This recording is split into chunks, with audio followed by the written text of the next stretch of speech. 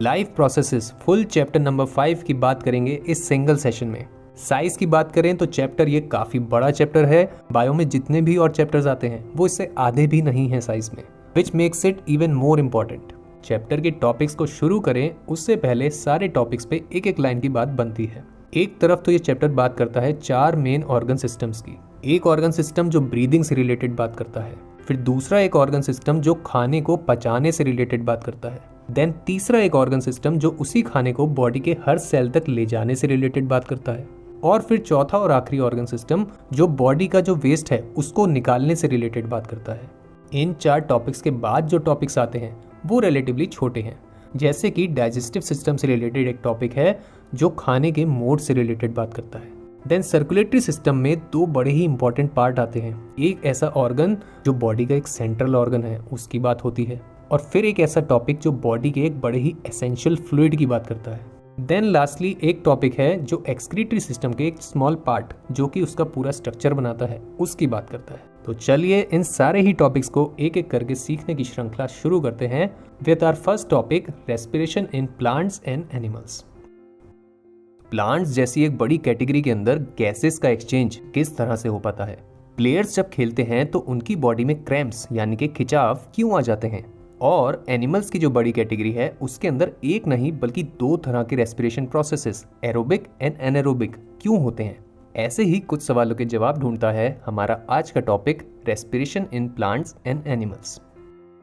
पहला बड़ा सवाल यहाँ पे जो शुरू करेंगे उसमें देखेंगे कि एनिमल्स की जो बड़ी कैटेगरी है, दुनिया में जितने भी अलग अलग तरह के एनिमल्स आते हैं उनमें रेस्पिरेशन कैसे होता है। कहानी की शुरुआत होती है एनिमल्स में आते सेल्स से। अब एनिमल्स दुनिया में जितने भी हैं इनको अगर हम सेल के लेवल पे देखें तो ये 2 मेन कैटेगरीज में एग्जिस्ट करते हैं। एक तो थी जो सिंपल सेल से बनते थे, प्रोकैरियोटिक सेल, और दूसरी थी जो कॉम्प्लेक्स सेल, यूकैरियोटिक सेल से बनते थे। इन दोनों ही तरह के सेल्स में एक फ्लूइड लाइक पार्ट होता था, साइटोप्लाज्म। इसी पार्ट के अंदर यहाँ पे होता है पहला स्टेप ये एक्ट करता है ग्लूकोज मॉलिक्यूल के ऊपर। ये ग्लूकोज मॉलिक्यूल कहाँ से आता था सेल्स के पास? सर्कुलेटरी सिस्टम में जो ब्लड है वो बॉडी के सारे सेल्स तक इस ग्लूकोज को लेके जाता है, और ये ग्लूकोज जो कि 6 कार्बन का मॉलिक्यूल है वो इस साइटोप्लाज्म पार्ट के अंदर ब्रेक डाउन होता है एक 3 कार्बन मॉलिक्यूल के अंदर। नाम इसका जानना जरूरी है, पायरूवेट मॉलिक्यूल। इसी स्टेप की केमिकल रिएक्शन देखें तो वो कुछ इस प्रकार से हो जाती है, जिसमें मेन कंपोनेंट जो पायरूवेट मॉलिक्यूल के अलावा निकलता है वो है एनर्जी, जो कि सेल के द्वारा इस्तेमाल करी जाती है अपनी अलग अलग एक्टिविटीज को करने के लिए।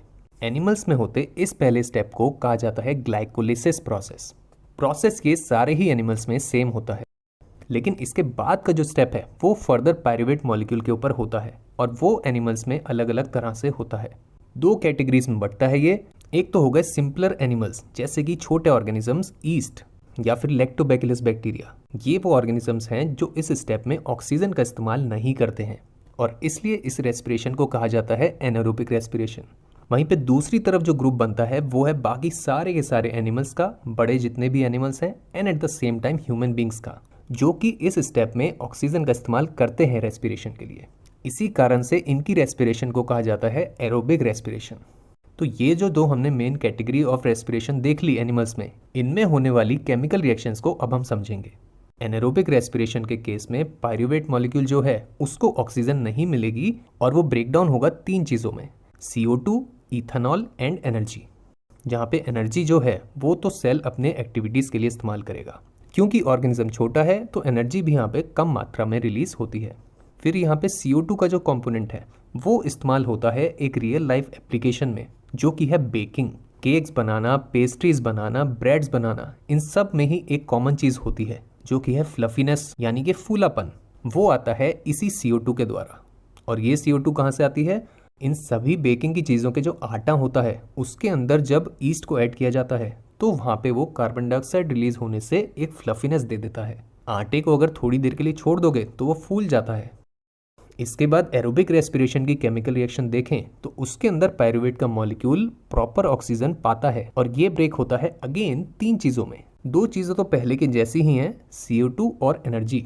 ऑल्दो एनर्जी इस बार काफ़ी ज़्यादा मात्रा में होती है। कारण भी सिंपल है, क्योंकि ऑर्गेनिज्म बड़ा है तो एनर्जी की ज़रूरत भी तो बड़ी होगी। फिर तीसरा प्रोडक्ट जो कि यहाँ पे डिफरेंट है पिछली रिएक्शन से, वो है H2O, वाटर। CO2 और वाटर यहाँ पे बाय प्रोडक्ट्स हैं। हर सेल इनको वेस्ट की तरह निकाल देता है और हमारी बॉडी भी इनको एक्सक्रीट ही करती है। यानी कि मेन चीज़ जो यहाँ पे इस्तेमाल हो रही है वो है एनर्जी, जो कि अगेन एनिमल्स की बॉडी और हमारी बॉडीज अपनी अपनी एक्टिविटीज़ के लिए इस्तेमाल करती है। लास्टली एरोबिक रेस्पिरेशन के अंदर एक रेयर केस और देखेंगे, जो कि होता है जब पायरुवेट मॉलिक्यूल को प्रॉपर ऑक्सीजन नहीं मिलती, यानी कि there is lack of oxygen, और होता यह है मसल के सेल्स के अंदर। जब भी ऐसा होता है तो प्रोडक्ट्स यहाँ पे होते हैं डिफरेंट। प्रोडक्ट बनता है लैक्टिक एसिड और एनर्जी, जहाँ पे एनर्जी जो है वो बहुत ही कम मात्रा में होती है, और जो यहाँ पे न्यू प्रोडक्ट आया लैक्टिक एसिड, वो एक ऐसा एसिड है जो हमारी मसल्स में क्रैम्प्स करता है। क्रैम्प यानी कि a sudden and painful involuntary contraction of a muscle, एकदम से होने वाला और दर्द देने वाला जो कॉन्ट्रैक्शन हो जाए, खिंचाव हो जाए मसल के अंदर, उसको कहा जाता है क्रैम्प। ये यहाँ पे हो जाता है लैक्टिक एसिड के कारण। इसको हम अलग अलग स्पोर्ट्स में जो एथलीट्स खेलते हैं उनके अंदर भी देख सकते हैं कि अलग अलग टाइम पे उनकी बॉडी में क्रैम्प्स आ जाते हैं। कारण क्योंकि वो अच्छे से ब्रीद नहीं कर रहे होते, तो उनकी बॉडी में ऑक्सीजन नहीं जाता। उस ऑक्सीजन की कमी की वजह से वहाँ पे क्रैम्प आते हैं। इसीलिए कहा जाता है कि खेलते वक्त अच्छे से ब्रीद करना ज़रूरी है। ये हमने जान ली खूब सारी बातें कि एनिमल्स के अंदर रेस्पिरेशन का प्रोसेस कैसे होता है।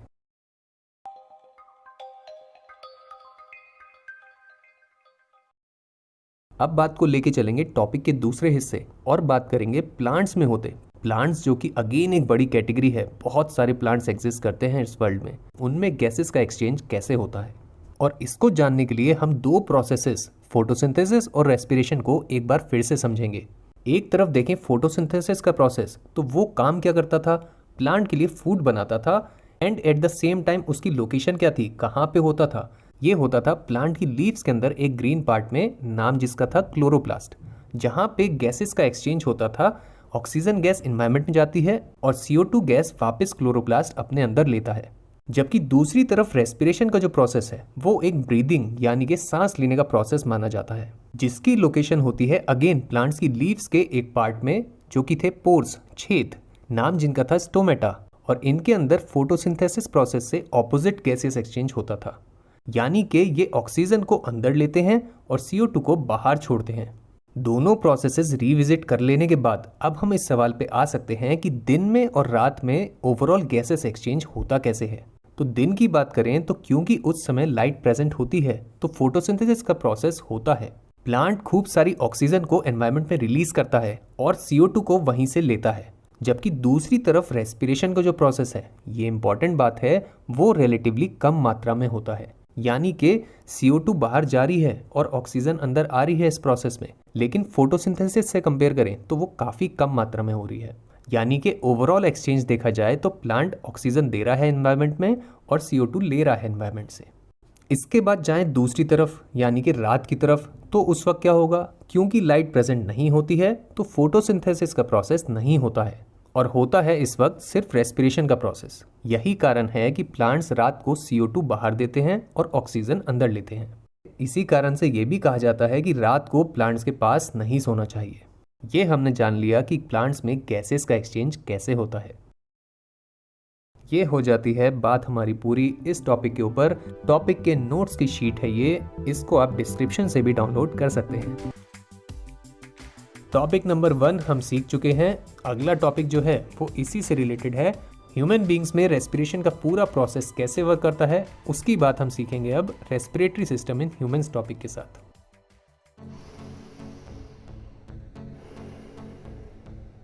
ये एक्शन जो अभी किया गया, ये एक ऐसा एक्शन है जो पूरे दिन हमारी बॉडी करती है, और वो भी बिना हमारी कॉन्शियस नॉलेज के। क्या बारीकियां हैं इस प्रोसेस की और क्या इंपॉर्टेंस रखता है ये प्रोसेस हमारी बॉडी की फंक्शनिंग में, इसी बात से रिलेटेड है हमारा आज का टॉपिक। चलिए बात शुरू करते हैं। आज के हमारे टॉपिक का नाम है रेस्पिरेटरी सिस्टम। इसकी इमेज कुछ इस प्रकार से है, जैसे कि हम देख सकते हैं इसमें बहुत सारे पार्ट्स एग्जिस्ट करते हैं। इसको हम पढ़ेंगे इस वाले सिंप्लीफाइड डायग्राम के थ्रू। रेस्पिरेटरी सिस्टम में टोटल 7 ऑर्गन्स एग्जिस्ट करते हैं। क्विकली देखें इनको, तो पहला ऑर्गन आता है नोज, जिसमें आते हैं 2 पार्ट्स, एक पार्ट है नॉस्ट्रिल और दूसरा पार्ट है नेसल कैविटी। वहीं पे हम ओरल कैविटी की बात भी पढ़ेंगे। फिर उसके बाद आता है दूसरा ऑर्गन फेरिंक्स, और फिर आता है तीसरा organ larynx. Then the fourth part would be trachea, fifth part is bronchi, sixth part is the most important part of this system which is lungs, इसके अंदर एक और पार्ट आएगा जिसका नाम है ब्रोंक्यूल्स, और फिर 7th एंड लास्ट ऑर्गन आएगा हमारा एल्वियोलाई। इन सातों को हम पढ़ेंगे एक एक करके जैसे जैसे हम टॉपिक में आगे जाएंगे। अब रेस्पिरेटरी सिस्टम वर्ड जो बना है उसमें ही कुछ मीनिंग एग्जिस्ट करता है। वो बनता है दो पार्ट से। पहला पार्ट है री, जिसका मीनिंग है अगेन, यानी कि कोई चीज बार बार होना। और दूसरा पार्ट है एस्पायर, यानी कि breathe in and breathe out, यानी कि सांस लेना और सांस छोड़ना। इन वर्ड पोर्शन से ही हमें एक बेसिक आइडिया मिलता है इस रेस्पिरेटरी सिस्टम के फंक्शन का। बाकी अगर हम इसके फंक्शन को प्रॉपरली इलेबोरेट करें तो इसका फंक्शन है performing gaseous exchange for the body, यानी कि ये गैसेस का एक्सचेंज करता है बॉडी के लिए। कोई एक गैस बॉडी के अंदर आती है और वहीं पे कोई एक गैस बॉडी से बाहर जाती है। जो गैस बॉडी के अंदर आती है वो है ऑक्सीजन, जो हम लेते हैं अपने एनवायरनमेंट से, और जो गैस बॉडी से बाहर जाती है वो होती है एक वेस्ट गैस जिसका नाम है CO2, जो कि प्रोड्यूस होती है हमारे बॉडी के डिफरेंट सेल्स से। और ये एक ऐसा काम है जो रेस्पिरेटरी सिस्टम पूरे दिन करता है, चाहे हम जाग रहे हों या फिर हम सो रहे हों, और इनवॉलेंटरीली करता है, यानी कि हमें पता नहीं होता लेकिन बॉडी अपने आप इस फंक्शन को करती रहती है। तो ये हो जाती है बात रेस्पिरेटरी सिस्टम के फंक्शन के बारे में।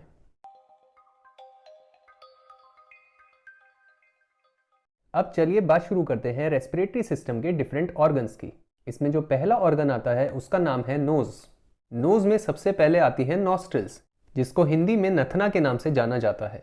डिस्क्रिप्टिव्स की बात करें तो जैसे कि हम देख सकते हैं ये क्वांटिटी में होती हैं 2 इन नंबर, और इस पार्ट का फंक्शन होता है कि ये एनवायरनमेंट से आने वाली एयर को नोज के अंदर ले और उसको फिल्टर करे। और इस काम को करने के लिए इसके अंदर दो चीजें प्रेजेंट होती हैं। पहले तो होते हैं फाइन हेयर्स, जिनको अगर हम ध्यान से देखें तो हम इस इमेज के अंदर देख सकते हैं, जिनका मेन काम होता है डस्ट पार्टिकल्स को रेस्पिरेटरी सिस्टम में आगे जाने से रोक देना। और नॉस्ट्रिल्स के अंदर एक दूसरा पार्ट प्रेजेंट होता है जिसका नाम है म्यूकस, जो कि होता है एक slippery fluid which is produced by the membrane that lines the nose, यानी कि उस लेयर के द्वारा प्रोड्यूस होता है जो नोज की इनर बाउंड्री पे आती है। म्यूकस भी एयर को फिल्टर करने का ही काम करता है। तो इस प्रकार से नॉस्ट्रिल में प्रेजेंट ये दोनों पार्ट एनवायरनमेंट से मिलने वाली एयर को फिल्टर कर देते हैं। ये तो हो जाती है बात नॉस्ट्रिल्स पार्ट के बारे में। अब नॉस्ट्रिल्स के बाद एयर जिस पार्ट में जाती है उसका पार्ट है नेसल कैविटी। ये होता है ये ग्रीन कलर वाला पार्ट, जो कि अपने आप में एक पूरा पैसेज होता है और जो प्रेजेंट होता है हमारी नोज के अंदर। यहाँ पे अगर हम नेसल कैविटी वर्ड को ब्रेक डाउन करें तो नेसल वर्ड का मीनिंग होता है something that is related to the nose, जबकि कैविटी शब्द का मीनिंग होता है एन एम्प्टी एरिया, यानी कि नेसल कैविटी एक एम्प्टी एरिया है जो हमारी नोज के अंदर प्रेजेंट होता है। इस पार्ट का फंक्शन होता है कि जो एयर नॉस्ट्रिल से आई है उसको ये नेक्स्ट पार्ट तक लेके जाए। ऑल्सो नेसल कैविटी के साथ साथ एक और ऐसा पार्ट है जो यहाँ पे प्रेजेंट होता है, and that part is known as the oral cavity. अब यहाँ पे भी अगर हम वर्ड को ब्रेक डाउन करें तो कैविटी शब्द का मीनिंग तो हम जानते हैं, कोई खाली एरिया। ओरल शब्द का मीनिंग होता है something that is related to the mouth, यानी कि माउथ के अंदर का जो खाली एरिया है वो होता है ये, that is it is the air filled space inside the mouth. इस पार्ट के फंक्शन की अगर हम बात करें तो ये वो सेकेंड एरिया है जहां से एयर पास होती है हमारे सिस्टम में आगे की तरफ, यानी कि रेस्पिरेटरी सिस्टम के अंदर सिर्फ नोज से ही नहीं माउथ से भी एयर पास होती है। ऑल्सो ये पार्ट सिर्फ एयर को ही नहीं बल्कि फूड को भी आगे की तरफ पास करता है। तो ये बात हो जाती है कंप्लीट हमारे इन पार्ट्स के बारे में, which were nasal cavity and oral cavity. अब यहीं से अगर हम बात को आगे लेके जाएं तो अगले पार्ट का नाम होता है फेरिंग्स। इस पार्ट को थ्रोट के नाम से भी जाना जाता है, हिंदी में गल कोश के नाम से जाना जाता है। इसको अगर हम डिस्क्राइब करें तो हमारे जो पिछले दोनों पार्ट्स थे which were nasal cavity and oral cavity, उन दोनों पार्ट्स का ही कनेक्टर है ये कहीं ना कहीं। इस पार्ट के फंक्शन की बात करें तो इसका पहला फंक्शन है कि ये एक पाथवे यानी कि एक रास्ते की तरह ऐड करता है फॉर टू थिंग्स। पहला है फूड, जिसको ये ले जाता है माउथ से ईसोफेगस तक। Oesophagus that is the food pipe which is present inside the digestive system. और दूसरी चीज जिसको ये ले जाता है वो है एयर, और ये एयर वो है जो दोनों ही एरिया से आ रही है, माउथ से भी और नोज से भी। इस एयर को ले जाता है ये इस पार्ट के बाद आने वाले पार्ट पे। ये तो इसका पहला फंक्शन हुआ। इसका एक दूसरा फंक्शन भी होता है which is that it warms the air before it moves forward into the respiratory system, यानी कि जो हवा आगे जाएगी रेस्पिरेटरी सिस्टम में अब उसको ये थोड़ा सा गर्म कर देता है। ये हो गई बात हमारी कंप्लीट तीसरे ऑर्गन के बारे में विच वॉज द फेरिंग्स। अब अगला पार्ट जो हमारा आता है वो है लैरिंग्स। इस पार्ट को हम वॉइस बॉक्स के नाम से भी जानते हैं। इस पार्ट के हिंदी वर्ड की बात करें तो वो बहुत ही कॉमन पार्ट है जिसको हम सब जानते हैं, ये है गला। इसको डिस्क्राइब करें तो इसकी लेंथ होती है करीबन 2 इंच, और ये पार्ट बनता है एक तरह की मसल्स से जिनका नाम है वोकल कॉर्ड्स। अब जैसा कि ये नाम है, यहीं से इसका मीनिंग भी आता है। वोकल मतलब कोई ऐसी चीज जो वॉइस से रिलेटेड है, और ऐसा ही कुछ फंक्शन है लैरिंक्स का। इसका फंक्शन होता है ऑर्गेनिजम्स के अंदर स्पीच को प्रोड्यूस करना, और ये स्पीच ही प्रोड्यूस करता है इन्हीं वोकल कॉर्ड्स वाली मसल्स के द्वारा, जो जब वाइब्रेट होती हैं तो साउंड प्रोड्यूस होती है। तो अगर ये मसल्स वाइब्रेट नहीं करेंगी किसी कारण से तो साउंड प्रोड्यूस नहीं होगी। ये हो जाती है बात हमारी कंप्लीट लैरिंक्स पार्ट के बारे में। अब लैरिंक्स के बाद जो अगला पार्ट है उसका नाम है ट्रैकिया। इस पार्ट को विंड पाइप के नाम से भी जाना जाता है, और हिंदी में इस पार्ट को वायु नली के नाम से जाना जाता है, जो कि विंड पाइप शब्द का ही एक डायरेक्ट हिंदी ट्रांसलेशन है। डायग्राम में ये कुछ ऐसा दिखाई देता है और इमेज में ये कुछ ऐसा दिखाई देता है। इन दोनों ही पिक्चर्स में हम देख सकते हैं कि इस पार्ट में कुछ रिंग्स प्रेजेंट होते हैं। इन रिंग्स को कहा जाता है रिंग्स ऑफ कार्टिलेज, जो कि होती हैं एक तरह की softer and elastic type of bones, जिनके पूरे पैसेज पे यानी कि रास्ते पे म्यूकस प्रेजेंट होता है। म्यूकस सब्सटेंस की बात हम ऑलरेडी पहले कर चुके हैं। जैसा कि हम देख सकते हैं ये पार्ट अपने आप में काफी लेंदी होता है, और इसके फंक्शन की बात करें तो ये पार्ट भी एयर को ट्रांसफर करता है पिछले पार्ट से अगले पार्ट की तरफ। ये कार्टिलेज वाला पार्ट जो ट्रैकिया के अंदर प्रेजेंट होता है, ये हेल्प करता है ट्रैकिया को कि वो कभी कोलैप्स ना करे, क्योंकि जब जब ट्रैकिया के अंदर एयर प्रेजेंट नहीं होती तो देयर इज अ पॉसिबिलिटी कि ट्रैकिया वहां पे कोलैप्स हो जाए। लेकिन ये जो कार्टिलेजेस हैं ये उस सिचुएशन को प्रिवेंट करते हैं। हम अभी तक एक पैटर्न भी देख रहे हैं, और वो पैटर्न ये है कि पिछले 2-3 पार्ट्स ऐसे हैं जो एयर के ट्रांसफर का ही काम कर रहे हैं। ये हो जाती है बात हमारी फिनिश ट्रैकिया के बारे में।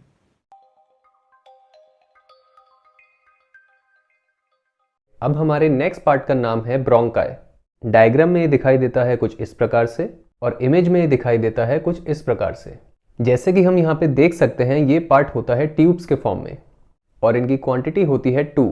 इस पार्ट की इमेज को अगर हम देखें तो हम समझ सकते हैं कि ये ट्रैकिया के जैसा ही है। The only difference is that trachea अब 2 पार्ट्स में डिवाइड हो चुका है।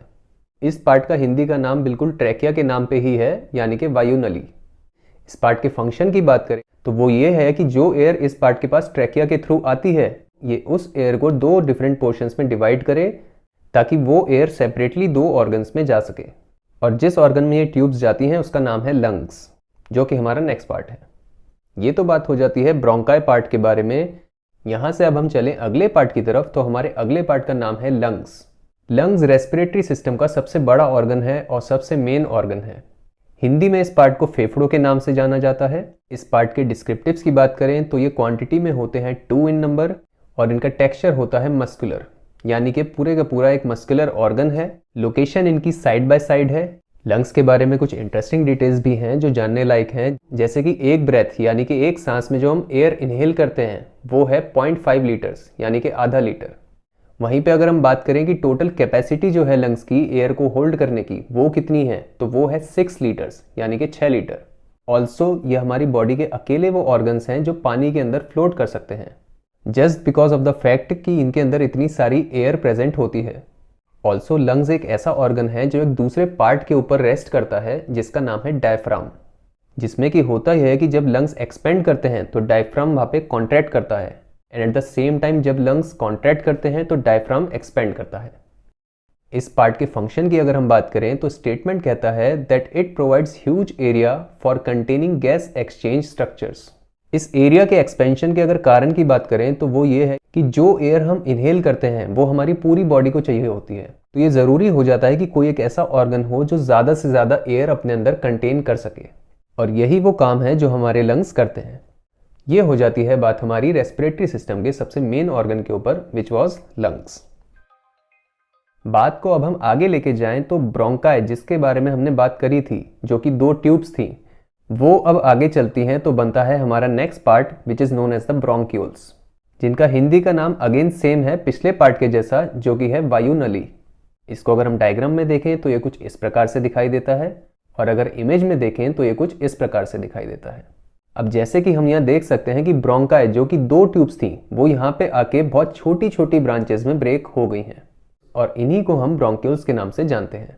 इस स्ट्रक्चर को अगर हम कंपेयर करें तो हम कह सकते हैं कि ये ट्री के ब्रांच और स्टेम वाले स्ट्रक्चर की तरह दिखाई देता है, जिसमें एक मोटा स्टेम आता है पहले और फिर कई सारी छोटी छोटी ब्रांचेस आती हैं।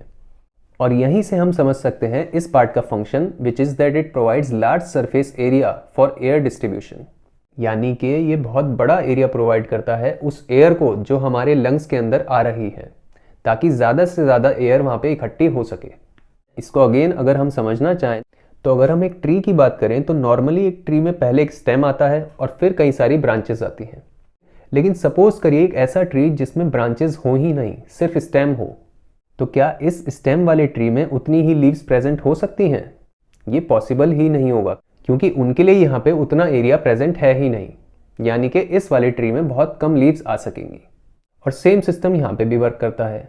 जब तक यहाँ पे छोटी छोटी बहुत सारी ब्रांचेस प्रेजेंट नहीं होगी तब तक लंग्स के अंदर एयर इकट्ठी नहीं होगी। ये हो जाती है बात हमारी कंप्लीट ब्रोंक्यूल्स के बारे में। अब आता है हमारे रेस्पिरेटरी सिस्टम का आखिरी पार्ट, जिसका नाम है एल्वियोलाई। एल्वियोलाई को हिंदी में वायु कोष्टिका के नाम से जाना जाता है। डायग्राम में देखें तो ये कुछ इस प्रकार से दिखाई देती हैं और इमेज में देखें तो ये कुछ इस प्रकार से दिखाई देती हैं।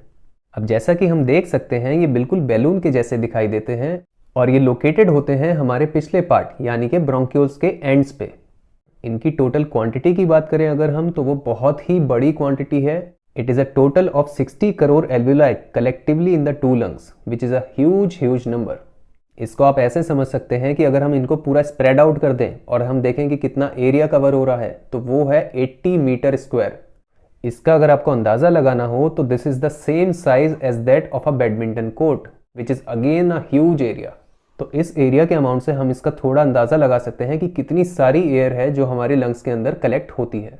इस पार्ट के फंक्शन की बात करें तो इसका फंक्शन वही है जो हमारे रेस्पिरेटरी सिस्टम का फंक्शन था, which was performing the exchange of gases for the body. जहाँ पे दो गैसेज थी जिनका एक्सचेंज हो रहा था। पहली गैस है CO2 यानी कि कार्बन डाइऑक्साइड, जो मिलती है बॉडी के ब्लड से और पास आउट होती है जब हम ब्रीद आउट करते हैं यानी कि जब हम एक्सहेल करते हैं। और इसी तरह से एक दूसरी गैस थी जो कि थी ऑक्सीजन, जो कि हमें मिलती है एयर से, और जो जब हमारे रेस्पिरेटरी सिस्टम के अंदर यहाँ तक आती है एल्वियोलाई तक तो वो आगे फिर ब्लड के अंदर जाती है। और ये काम कब होता है? जब हम ब्रीद इन करते हैं यानी कि जब हम इनहेल यानी कि जब हम सांस लेते हैं। तो इस प्रकार से हम ये देख सकते हैं कि कैसे ये वाला पार्ट दोनों गैसेस के एक्सचेंज को साइड बाय साइड अलाउ करता है। एक गैस पहले बॉडी के अंदर आती है, फिर दूसरी गैस बॉडी से बाहर जाती है। और ये हो जाती है बात हमारी complete about our last part which was alveoli. This completes the study of our topic. अगर आप इस टॉपिक को बाद में रिवाइज करना चाहते हैं तो आप ये वाली शीट यूज कर सकते हैं, और अगर आप टॉपिक पे खुद को टेस्ट करना चाहते हैं तो आप ये वाली शीट यूज कर सकते हैं।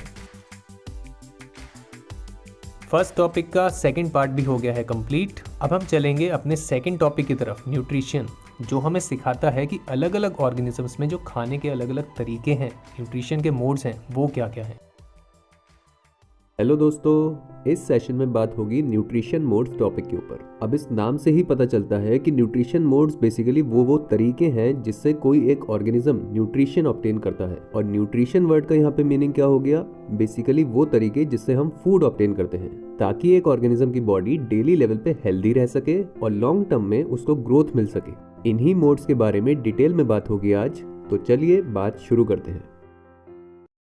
अब बात शुरू करें तो जितने भी ऑर्गेनिजम्स इस पूरी दुनिया में एग्जिस्ट करते हैं, लाखों तरह की स्पीशीज हैं, उन सब के ही न्यूट्रिशन मोड्स दो बेसिक कैटेगरीज में डिवाइड हो सकते हैं। जिसमें पहला न्यूट्रिशन मोड है ऑटोट्रॉफिक न्यूट्रिशन, जिसमें ऑर्गेनिजम्स अपना खाना खुद से बना सकते हैं using the organisms from their environment. यानी कि एक ऑर्गेनिज्म अपने आसपास की जो एनवायरनमेंट में चीजें हैं उसको यूज करके अपनी ही बॉडी में खाना प्रोड्यूस करता है। और ऑर्गेनिजम्स ये हैं सारे के सारे प्लांट्स जो दुनिया में एग्जिस्ट करते हैं। सारे के सारे प्लांट्स की जो स्पीशीज है, लाखों स्पीशीज हैं, वो सब अपना खाना खुद ही बनाते हैं।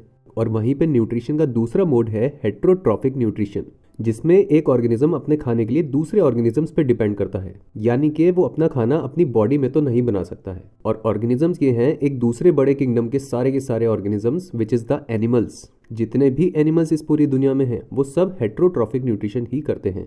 ऑल्सो इन दोनों वर्ड्स की नेमिंग अच्छी है, सेल्फ एक्सप्लेनेटरी है। ट्रॉप शब्द का मीनिंग होता है न्यूट्रिशन, ऑटो का मीनिंग होता है सेल्फ और हेट्रो का मीनिंग होता है अदर्स। तो बेसिकली आप इनके नाम से भी इनकी डिटेल रिलेट कर सकते हैं। अच्छा, एक बात ये भी है कि एक दो प्लांट्स ऐसे भी एग्जिस्ट करते हैं जो ऑटोट्रॉफिक न्यूट्रिशन नहीं करते हैं, जो कि इस कैटेगरी में एक्सेप्शंस हैं। प्लांट्स जैसे कि वीनस फ्लाईट्रैप या फिर पिचर प्लांट, जो एक्चुअली दूसरे ऑर्गेनिजम्स को कंज्यूम करते हैं, यानी कि हेट्रोट्रॉफिक न्यूट्रिशन करते हैं। बट ऐसे सिर्फ कुछ गिने चुने ही प्लांट्स हैं।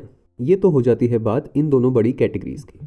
अब इन दोनों बड़ी क्लासेस के अंदर अगर हम छोटी क्लासेस देखें तो ऑटोट्रॉफिक न्यूट्रिशन के अंदर तो और छोटी क्लासेस नहीं होती हैं, बट हेटेरोट्रॉफिक न्यूट्रिशन फर्दर बढ़ता है और छोटे टाइप्स में बेस्ड ऑन कि किस तरीके से एक ऑर्गेनिज्म दूसरे ऑर्गेनिज्म से फूड को ऑब्टेन कर रहा है। जिसमें पहला टाइप आता है उन ऑर्गेनिजम्स का जो अपना खाना डायरेक्टली सिंपल फॉर्म में कंज्यूम करते हैं, और ये होता ऐसे है कि इसमें एक ऑर्गेनिज्म किसी दूसरे ऑर्गेनिज्म की बॉडी के या तो ऊपर रहता है या फिर उसकी बॉडी के अंदर रहकर ही डायरेक्टली वहां से फूड कंज्यूम करता है in the form of something like blood, जैसे कि उसकी बॉडी से सीधा खून को पी लेना। And at the same time इसमें एक ऑर्गेनिज्म दूसरे ऑर्गेनिज्म को किल नहीं करता है। नाम इस कैटेगरी का है पैरासाइटिक न्यूट्रिशन। और ऑर्गेनिजम्स इसमें आते हैं जैसे कि लीच या फिर माइट्स जो बॉडी के ऊपर रहते हैं, या फिर टेपवर्म और राउंडवर्म जो बॉडी के अंदर रहते हैं।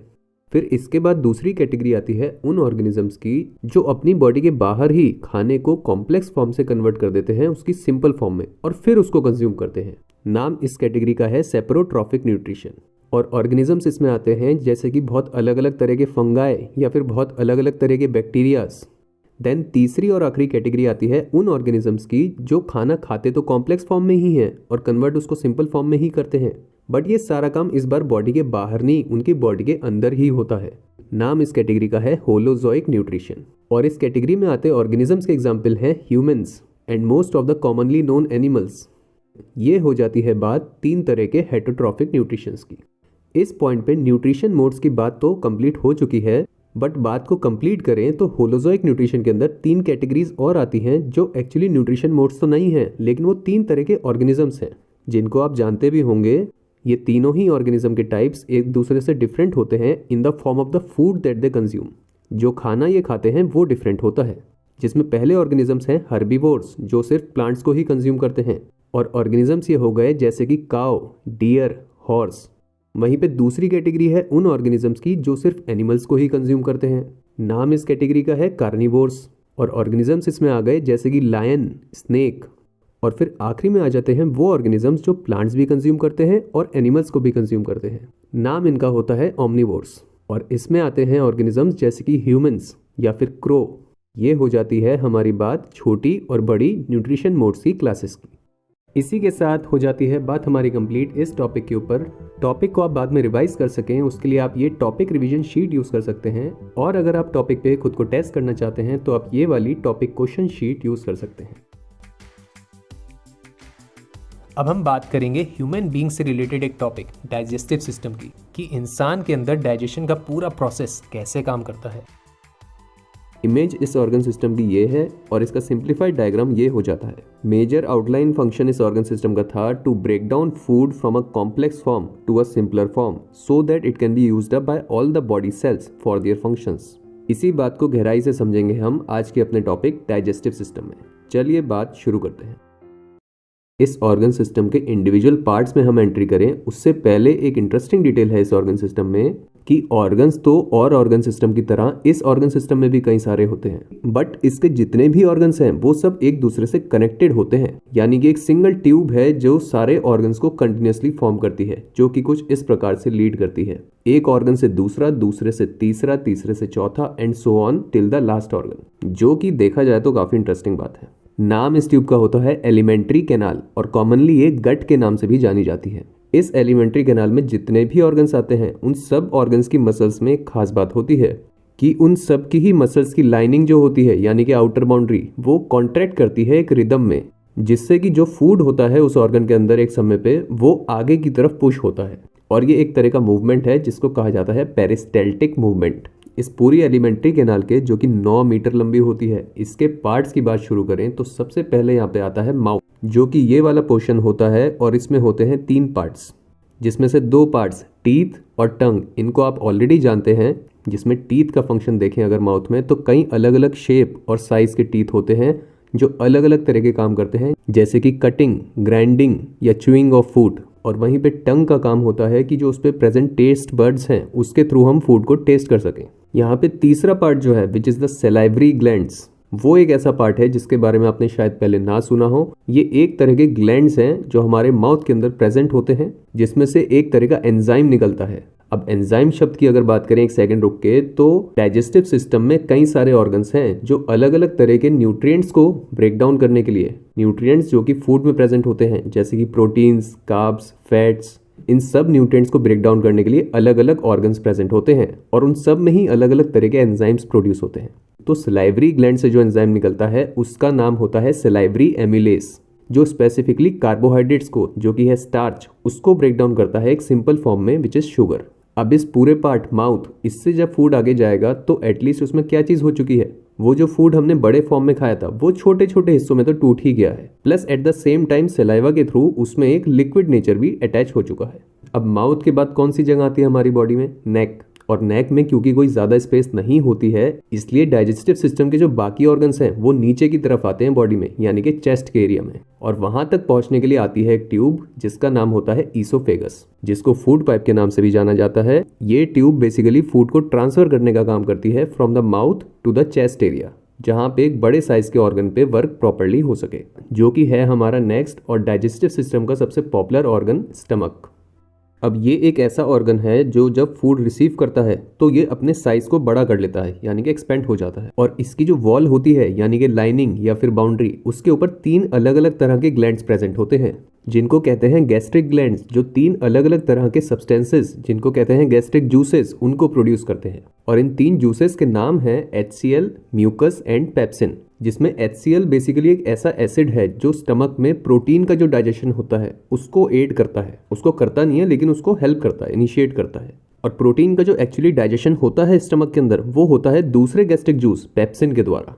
और इन तीनों ही जूसेस में इंटरेस्टिंग काम तो है म्यूकस का, जो स्टमक की वॉल्स के ऊपर प्रेजेंट होता है, और वो ये इंश्योर करता है कि HCl जो कि एक स्ट्रॉन्ग एसिड है वो स्टमक की वॉल्स को ही डाइजेस्ट ना कर ले।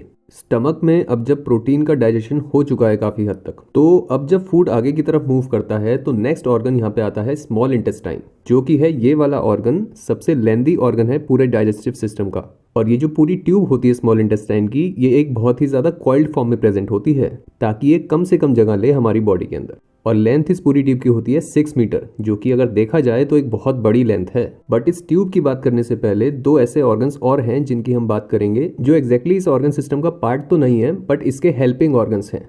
जिसमें पहला ऑर्गन है ये वाला ऑर्गन, लिवर। काफ़ी बड़ा ऑर्गन होता है, कलर इसका होता है रेडिश ब्राउन और टेक्सचर इसका होता है रबड़ के जैसा। और वहीं पे आता है एक दूसरा ऑर्गन जो कि है ये वाला ऑर्गन, पैनक्रियास। ये आता है स्टमक से थोड़ा सा नीचे, शेप इसका होता है पाउच लाइक।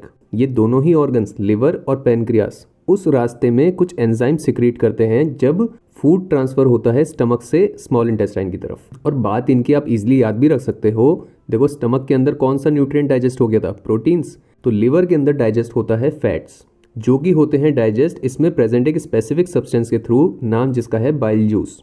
और वहीं पे पैनक्रियास के थ्रू डाइजेस्ट होते हैं प्रोटीन्स, जो बचे कुछ प्रोटीन्स हैं स्टमक के बाद वो यहाँ पे डाइजेस्ट होते हैं through an enzyme known as trypsin. और सिर्फ यही नहीं, पैनक्रियास एक और तरह का न्यूट्रिएंट डाइजेस्ट करता है जो कि है फैट्स। और ये एक स्पेसिफिक तरह के फैट्स हैं which is known as the emulsified fats, जो ऑयली मिल्की लिक्विड्स होते हैं उनको डाइजेस्ट करता है। और डाइजेशन ये होता है लाइपेस एंजाइम के थ्रू।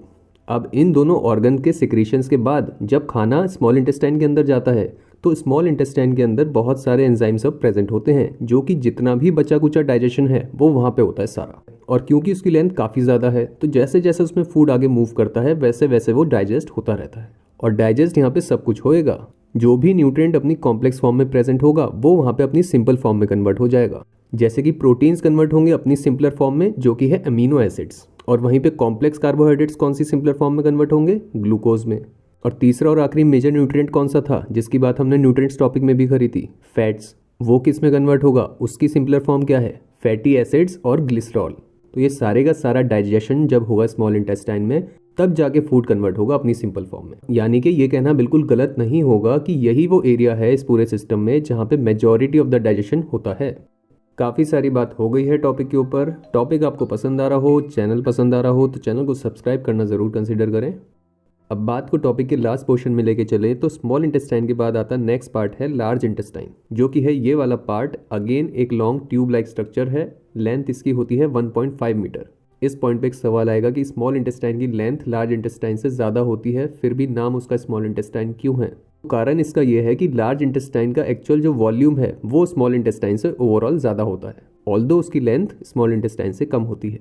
अब इस पार्ट में कुछ ज़्यादा डाइजेशन नहीं होता है, जो मैक्सिमम डाइजेशन होना था वो स्मॉल इंटेस्टाइन में ऑलरेडी हो चुका है। इस पार्ट में बेसिकली जो भी लेफ्ट ओवर फूड है, अनडाइजेस्टेड फूड है, उसमें से जो बचा कुचा निकाल सकती है बॉडी, वो निकालती है, जो कि होते हैं सब्सटेंसेस लाइक वाटर या फिर सॉल्ट्स, जो कि बॉडी अगेन यूज़ कर सकती है। अब इस पॉइंट पे जब बात ऑलमोस्ट कंप्लीट होने को आ रही है तो एक सवाल आएगा बहुत इंपॉर्टेंट कि डाइजेस्टिव सिस्टम ने जितना भी फूड डाइजेस्ट किया वो एक्चुअली पूरी बॉडी के पार्ट्स यूज़ कैसे करते हैं, क्योंकि अभी तो वो सारा डाइजेस्टेड फूड स्मॉल इंटेस्टाइन और लार्ज इंटेस्टाइन के अंदर प्रेजेंट है। ये सारे का सारा ट्रांसफर होता है एक पार्ट के द्वारा जिसको कहते हैं विलाय, जो कि दिखते हैं कुछ इस प्रकार से और होते हैं ये फिंगर लाइक प्रोजेक्शंस, उंगलियों के जैसे दिखाई दे रहे हैं। देखो बहुत ही बड़ी क्वांटिटी में होते हैं जो पूरी स्मॉल इंटेस्टाइन और लार्ज इंटेस्टाइन है उनकी पूरी वॉल पे प्रेजेंट होते हैं। तो जितना भी खाना डाइजेस्ट होगा वो इन्हीं के थ्रू ट्रांसफर हो जाएगा इनसे अटैच्ड सर्कुलेटरी सिस्टम की वेसल्स में, फिर वहां से उसका रास्ता आगे चलेगा, जिसकी बात हम सर्कुलेटरी सिस्टम टॉपिक में करते हैं।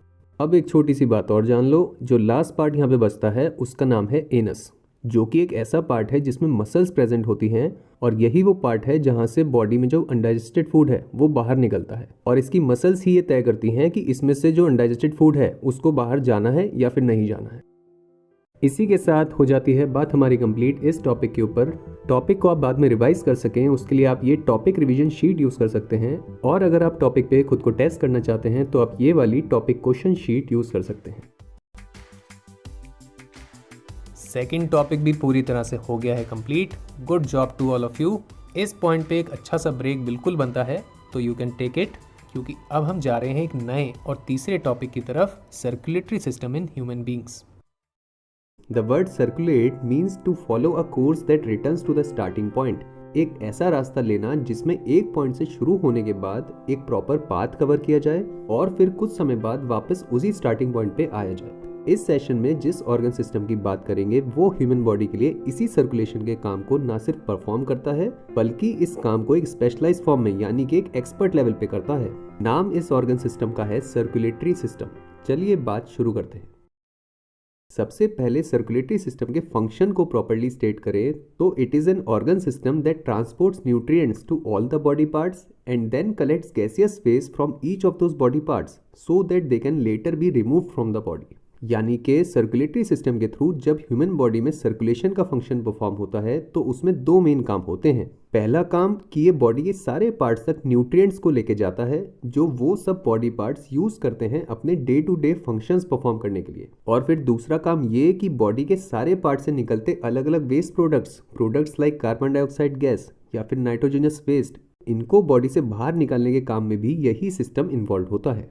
सर्कुलेटरी सिस्टम के फंक्शन को एक ब्रॉड लेवल पे तो देख लिया, अब देखते हैं कि इस फंक्शन को पूरा करने के लिए कौन कौन से ऑर्गन्स आते हैं सिस्टम में, प्लस कि वो अपने इंडिविजुअल लेवल पे क्या क्या फंक्शंस परफॉर्म करते हैं। अच्छा, एक बात यहाँ पे ये भी जान लो कि इस टॉपिक में हम सिर्फ मैमल्स और बर्ड्स में होने वाले सर्कुलेशन प्रोसेस की बात डिटेल में करेंगे, और एग्जाम्पल यहाँ पे ह्यूमंस का लिया गया है जिनमें सर्कुलेटरी सिस्टम क्लोज्ड होता है और सर्कुलेशन डबल सर्कुलेशन टाइप की होती है। ये जो टर्म्स हमने अभी बताई इनकी बात ऑलरेडी सर्कुलेशन टॉपिक में हो चुकी है। तो अब ह्यूमंस में आते सर्कुलेटरी सिस्टम की कहानी शुरू करते हैं। बात शुरू होती है from a part name blood vessels. दिखती हैं ट्यूब्स के फॉर्म में। लोकेशन की बात हो तो ये एक पूरा नेटवर्क, एक जाल के जैसा होता है इनका पूरा बॉडी में। यहाँ पे भी हम देख सकते हैं कि कैसे बॉडी के ऑलमोस्ट सभी एरियाज में फैली होती हैं ये। फिर फंक्शन देखें इनका तो वो सिंपल सा लगता है, इट इज़ टू कैरी और transport blood to different body parts, यानी कि बॉडी के सब तरह के एरियाज में खून को ले जाने का काम करती हैं ये। बॉडी के किसी भी पार्ट को ब्लड मिलता है तो इन्हीं के थ्रू मिलता है। ये तो बात हुई एक ब्रॉड लेवल पे। अगर इनकी बात को थोड़ा स्पेसिफिक करें तो ब्लड वेसल्स बॉडी में एक टाइप की नहीं बल्कि 3 टाइप की होती हैं, जिसमें से हर एक तरह की वेसल्स का रोल एक दूसरे से अलग होता है। पहली 2 होती हैं आर्टरीज और वेन्स। दोनों ही प्रॉपर ट्यूब्स के फॉर्म में एग्जिस्ट करती हैं, जहाँ पे आर्टरीज होती हैं रेड वाली ट्यूब्स और वेन्स हैं ब्लू वाली ट्यूब्स। इन वेसल्स की विड्थ की बात हो तो आर्टरीज वेन से थिकर होती हैं, और ये इसलिए क्योंकि आर्टरीज ब्लड को हायर प्रेशर पे लेके जाती हैं जबकि वेन्स के अंदर ब्लड लोअर प्रेशर पे जाता है। इन दोनों के अलावा तीसरी जो ब्लड वेसल्स आती हैं वो हैं कैपिलरीज। ट्यूब्स के फॉर्म में नहीं होती हैं ये होती हैं सिंगल सेल्ड, बहुत ही थिन होती हैं ये। बनती ये तब हैं जब आर्टरीज रिपीटेडली सब डिवाइड करती हैं बॉडी में, और एक पॉइंट आता है जब वो सिंगल सेल के साइज की हो जाती हैं। ऑल्सो यही कैपिलरीज के सेल्स वापस जब यूनाइट होते हैं तो वो बड़े होते होते एंड में वेन्स में जाके मिल जाते हैं। अब तक हमने डिस्क्रिप्शन डिटेल में जितनी भी बात करी इन तीनों ब्लड वेसल्स पे, इनके पीछे की साइंस इनके फंक्शन में छुपी है। तो फंक्शन देखें इन तीनों वेसल्स के, तो आर्टरीज का काम होता है to carry the oxygenated blood from the heart to the various organs in the body. यानी कि आर्टरीज ऑक्सीजनेटेड ब्लड को, यानी कि उस ब्लड को जो ऑक्सीजन में रिच है, जो कि लंग्स से आता हुआ ब्लड है, उसको हार्ट से बॉडी के सारे पार्ट्स तक लेके जाती है। और क्योंकि ये ऑक्सीजनेटेड ब्लड का ट्रांसफर का काम एक अच्छी पेस पे होना भी जरूरी है, क्योंकि बॉडी के सभी पार्ट्स को ऑक्सीजन की रेगुलर नीड होती है, इसीलिए आर्टरीज विड्थ में थिक होती हैं और इनमें ब्लड हायर प्रेशर पे फ्लो करता है। वहीं पे दूसरी तरफ वेन्स की बात करें तो वो आर्टरीज से ऑपोजिट फंक्शन करती हैं। All the veins carry deoxygenated blood from different body parts and bring it to the heart। यानी कि वेन्स बॉडी के सभी पार्ट से डीऑक्सीजनेटेड ब्लड, यानी कि इम्प्योर ब्लड, वो ब्लड जिसमें कार्बन डाइऑक्साइड जैसा वेस्ट प्रोडक्ट होता है, उसको बॉडी के सभी पार्ट से वापस हार्ट तक लेके आती है। ऑल्सो वेन्स में ये ब्लड के ट्रांसफर का काम एक रिलेटिवली स्लोअर पेस पे होता है, क्योंकि बॉडी के सभी पार्ट से कार्बन डाइऑक्साइड एक रिलेटिवली स्लोअर पेस पे निकलती है। यही कारण भी है कि वेन्स की वॉल्स थिन होती हैं। सेकेंड ब्लड वेसल्स के बाद अब हम तीसरी और आखिरी ब्लड वेसल्स कैपिलरीज को देखें, तो इनका फंक्शन होता है to serve as the site for exchange of gases between blood and the surrounding cells in body. यानी कि कैपिलरीज बॉडी के सेल्स के पास लोकेटेड वो वेसल्स हैं जहां पे बॉडी में हेल्दी और वेस्ट गैसेज, यानी कि ऑक्सीजन और कार्बन डाइऑक्साइड गैस, उनका एक्सचेंज होता है। और ये पॉसिबल इसलिए हो पाता है क्योंकि ये कैपिलरीज बॉडी के सारे सेल्स से कनेक्टेड होती हैं। अब ये सभी ब्लड वेसल्स जो हमने अभी तक देख ली, इनमें ये अलग अलग सब्सटेंस का जो ट्रांसपोर्ट का काम है, ये पूरी बॉडी में और ऑलमोस्ट पूरे दिन ही होता है। तो इस लेवल से देखें तो ये काम काफ़ी मेजर हो जाता है। अब ब्लड वेसल्स पार्ट की बात हो गई है, हमने ये देख लिया है कि कैसे ब्लड वेसल्स ट्रांसपोर्टर का काम कर रही हैं।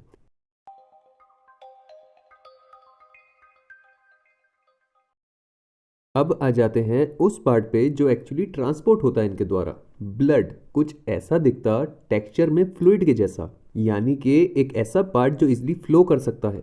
कलर की बात हो तो रेड या फिर डार्क रेड कलर का होता है, जो कि होता है इसमें प्रेजेंट एक सब्सटेंस के कारण, नाम जिसका है हीमोग्लोबिन। फिर फंक्शन देखें ब्लड का तो it does a major function and that is to serve as a substance that contains various materials to be used up by all the cells in body. ये एक ऐसा सब्सटेंस है जिसके अंदर बहुत से और सब्सटेंसेस प्रेजेंट होते हैं, सब्सटेंसेस जो बॉडी के सभी सेल्स के द्वारा यूज होने होते हैं। और सब्सटेंसेस ये होते हैं nutrients like glucose, amino acids, fatty acids, जो ब्लड को एक दूसरे ऑर्गन सिस्टम जो कि है डाइजेस्टिव सिस्टम, उसके थ्रू मिलते हैं। देन एक सेकंड सब्सटेंस हार्मोन्स, ऐसे केमिकल्स जो एक स्पेसिफिक टाइम पर रिलीज होकर स्पेसिफिक टास्क करते हैं बॉडी के लिए, ये ब्लड में एंडोक्रीन सिस्टम के पास से आते हैं। And third and last important substance present in blood is oxygen, वो गैस जो कि ब्लड में रेस्पिरेटरी सिस्टम के पास से आती है। ये तीनों ही सब्सटेंसेस ब्लड के थ्रू बॉडी के सारे सेल्स तक पहुंचते हैं, ताकि वो सेल्स इनके इस्तेमाल करके अपने जो भी सारे फंक्शंस हैं, जिनकी बात हम सेल टॉपिक में भी ऑलरेडी कर चुके हैं, उनको परफॉर्म कर सके। इसके साथ हो जाती है सर्कुलेटरी सिस्टम के सेकेंड पार्ट ब्लड की बात। अब आ जाते हैं सर्कुलेटरी सिस्टम के थर्ड एंड लास्ट पार्ट पे, एक ऐसा पार्ट जो सर्कुलेटरी सिस्टम का सबसे कॉम्प्लेक्स और मेजर ऑर्गन है, हार्ट। पहचान देखें इसकी तो साइज में ये होता है of the size of fist of the respective person, यानी कि जितनी बड़ी एक इंसान की मुट्ठी है उतना ही बड़ा होता है उसका हार्ट। फिर लोकेशन देखें तो ये प्रेजेंट होता है between the lungs and slightly to the left, यानी कि दोनों लंग्स के बीच की जो जगह है उससे थोड़ा लेफ्ट साइड में होता है। और फिर इसके टेक्सचर की बात हो तो ये टेक्सचर में एक बहुत ही मस्कुलर ऑर्गन है। इसका रीजन हम इसके फंक्शन में जानेंगे। फंक्शन हार्ट का होता है to continuously pump blood throughout the body and do so at the appropriate pressure known as the blood pressure, यानी कि ब्लड को लगातार एक प्रॉपर फोर्स के साथ बॉडी के सभी पार्ट्स को भेजना। और फोर्स ये काफ़ी स्पेसिफिक होना भी ज़रूरी है। इस फोर्स को एक नाम से बुलाया जाता है ब्लड प्रेशर। मेडिकल प्रोसीजर्स में बहुत ही कॉमनली ज़रूरत पड़ती है इसको मेजर करने की। अब पंपिंग का ये जो काम है ये दो तरह से होता है। First is to pump the oxygenated blood received from the lungs to all the body parts for the purpose of obtaining energy, यानी कि एक पंपिंग तो होती है उस ब्लड की जो लंग्स यानी कि हमारे फेफड़ों से हार्ट की तरफ आता है और फिर हार्ट से बॉडी के बाकी सारे पार्ट्स तक जाता है। ब्लड ये होता है ऑक्सीजनेटेड ब्लड। ऑक्सीजनेटेड माने कि ऐसा ब्लड जिसमें ऑक्सीजन फिल्ड गैस प्रेजेंट होती है। और सिर्फ इतना ही नहीं बल्कि इस ब्लड में डाइजेस्टिव सिस्टम से आने वाले सभी न्यूट्रिएंट्स भी प्रेजेंट होते हैं। इसी ऑक्सीजनेटेड ब्लड को हार्ट इतने प्रेशर से पंप यानी कि फोर्स करता है कि वो बॉडी के सभी पार्ट्स तक पहुंच सके, ताकि बॉडी के सारे पार्ट्स उस ब्लड को यूज कर सकें और फिर अपने अपने जो भी रिस्पेक्टिव फंक्शंस हैं उन पार्ट्स के वो पूरे कर सके। तो ये तो होता है पहला पार्ट हार्ट के काम का। फिर हार्ट का दूसरा हिस्सा इससे पैरेलल फंक्शन करता है और वो फंक्शन इससे ऑपोजिट सा होता है। It is to pump deoxygenated blood received from all body parts to the lungs for oxygenation. यानी कि दूसरी पंपिंग हार्ट करता है उस ब्लड की जो बॉडी के सभी पार्ट से वापस हार्ट की तरफ आता है और फिर ये वाला ब्लड ही हार्ट के थ्रू लंग्स की तरफ पंप कर दिया जाता है। ब्लड ये होता है डीऑक्सीजनेटेड ब्लड। डीऑक्सीजनेटेड माने के ऐसा ब्लड जिसमें एक वेस्ट गैस जो कि है कार्बन डाइऑक्साइड गैस वो प्रेजेंट होती है, जो बॉडी के सेल से उस वक्त एज अ वेस्ट प्रोडक्ट निकलती है जब बॉडी के पार्ट्स अपने अपने फंक्शंस परफॉर्म कर लेते हैं और फिर यही गैस ब्लड में ऐड हो जाती है जिससे कि वो उस गैस को बाद में बॉडी से बाहर निकाल सके। ये होता है दूसरा पार्ट हार्ट के काम का। इसी के साथ हार्ट ऑर्गन की बात भी पूरी हो जाती है। इसी के साथ हो जाती है बात हमारी कंप्लीट इस टॉपिक के ऊपर। टॉपिक को आप बाद में रिवाइज कर सकें उसके लिए आप ये टॉपिक रिवीजन शीट यूज़ कर सकते हैं और अगर आप टॉपिक पे खुद को टेस्ट करना चाहते हैं तो आप ये वाली टॉपिक क्वेश्चन शीट यूज़ कर सकते हैं। ह्यूमन बींग्स में सर्कुलेशन कैसे होता है वो तो हमने जान लिया। अब इसी ऑर्गन सिस्टम के सेंट्रल ऑर्गन ह्यूमन हार्ट की फंक्शनिंग पूरी कैसे होती है, उसका डिज़ाइन क्या है, उसके बारे में जानेंगे। आज हम बात करेंगे एक ऐसे ऑर्गन के बारे में जिसका साइज एक इंसान की मुट्ठी यानी कि उसके फिस्ट के जितना होता है और जिसका टेक्सचर यानी कि छूने में जो काफ़ी मस्कुलर यानी कि काफ़ी तगड़ा होता है। और लोकेशन की बात करें तो लोकेटेड ये होता है एक इंसान के दोनों लंग्स के बीच से थोड़ा सा लेफ्ट साइड में। आई थिंक आप समझ चुके होंगे कि मैं किस तरफ इशारा कर रहा हूँ। जी हाँ, आज हम बात करेंगे हार्ट ऑर्गन के बारे में। हम जानेंगे कि ऐसी कौन सी बातें हैं जिसकी वजह से एक जने का हार्ट एक इंसान की पूरी बॉडी में ब्लड को पंप करने जैसा जरूरी काम कर पाता है। तो चलिए बात शुरू करते हैं। दोस्तों, हार्ट का ये जो टॉपिक है ये एक काफ़ी कॉम्प्लेक्स टॉपिक माना जाता है क्योंकि ऑर्गन भी ये काफ़ी कॉम्प्लेक्स है। तो इस कॉम्प्लेक्स टॉपिक को आसानी से समझने के लिए हम इसके एक्चुअल डिज़ाइन को स्टार्टिंग में ना यूज़ करते हुए बात हम शुरू करेंगे इसके एक सिंपलर डिज़ाइन से और उसमें एक एक करके हम डिटेल्स ऐड करेंगे ताकि हम फाइनली जो हार्ट का जो पूरा डायग्राम है उस तक पहुँच पाए। तो बात को शुरू करते हुए हम सबसे पहले ले सकते हैं कुछ ऐसा दिखता ये सिंपल सा कंटेनर जिसको आप हार्ट का डायग्राम मान सकते हैं without any of its details. तो अब इस कंटेनर में पंपिंग जो होनी है उसके सामने सबसे पहला चैलेंज ये है कि इसे एक नहीं बल्कि दो तरह के ब्लड्स, एक ऑक्सीजनेटेड ब्लड जिसमें ऑक्सीजन प्रेजेंट होती है और दूसरा डीऑक्सीजनेटेड ब्लड जिसमें कार्बन डाइऑक्साइड प्रेजेंट होती है, इन दोनों ही तरह के ब्लड्स को इसको पंप करना होता है और ये काम हार्ट को साइमल्टेनियसली करना होता है। अब एक ही कंटेनर दो तरह के लिक्विड्स को एक ही समय पे कैसे साइमल्टेनियसली पंप करे बिना उनके आपस में मिक्स हुए। सिचुएशन डिफिकल्ट लगती ज़रूर है बट इसको आसान बनाने का एक सिंपल सा तरीका है। अगर आप कॉमन सेंस से सोचेंगे तो आप शायद गैस भी कर पाएंगे। इस सिचुएशन को सॉल्व किया जाता है एक सिंपल सी वॉल के थ्रू जो हार्ट के सेंटर में आती है और ये जो कंटेनर है इसको दो इक्वल पार्ट्स में डिवाइड कर देती है। इसमें राइट साइड में आ जाता है कार्बन डाइऑक्साइड वाला ब्लड और इस हिस्से को कहते हैं right chamber of the heart और वहीं पे दूसरे हिस्से में कौन सा आ जाएगा, ऑक्सीजन वाला ब्लड, इसको क्या कह देंगे, left chamber of the heart. तो इस तरह से अब इस कंटेनर में ये दोनों तरह के ब्लड्स एक ही समय पे एग्जिस्ट कर सकते हैं। ये तो हमने समझ ली हार्ट की पहली सिचुएशन की सॉल्यूशन।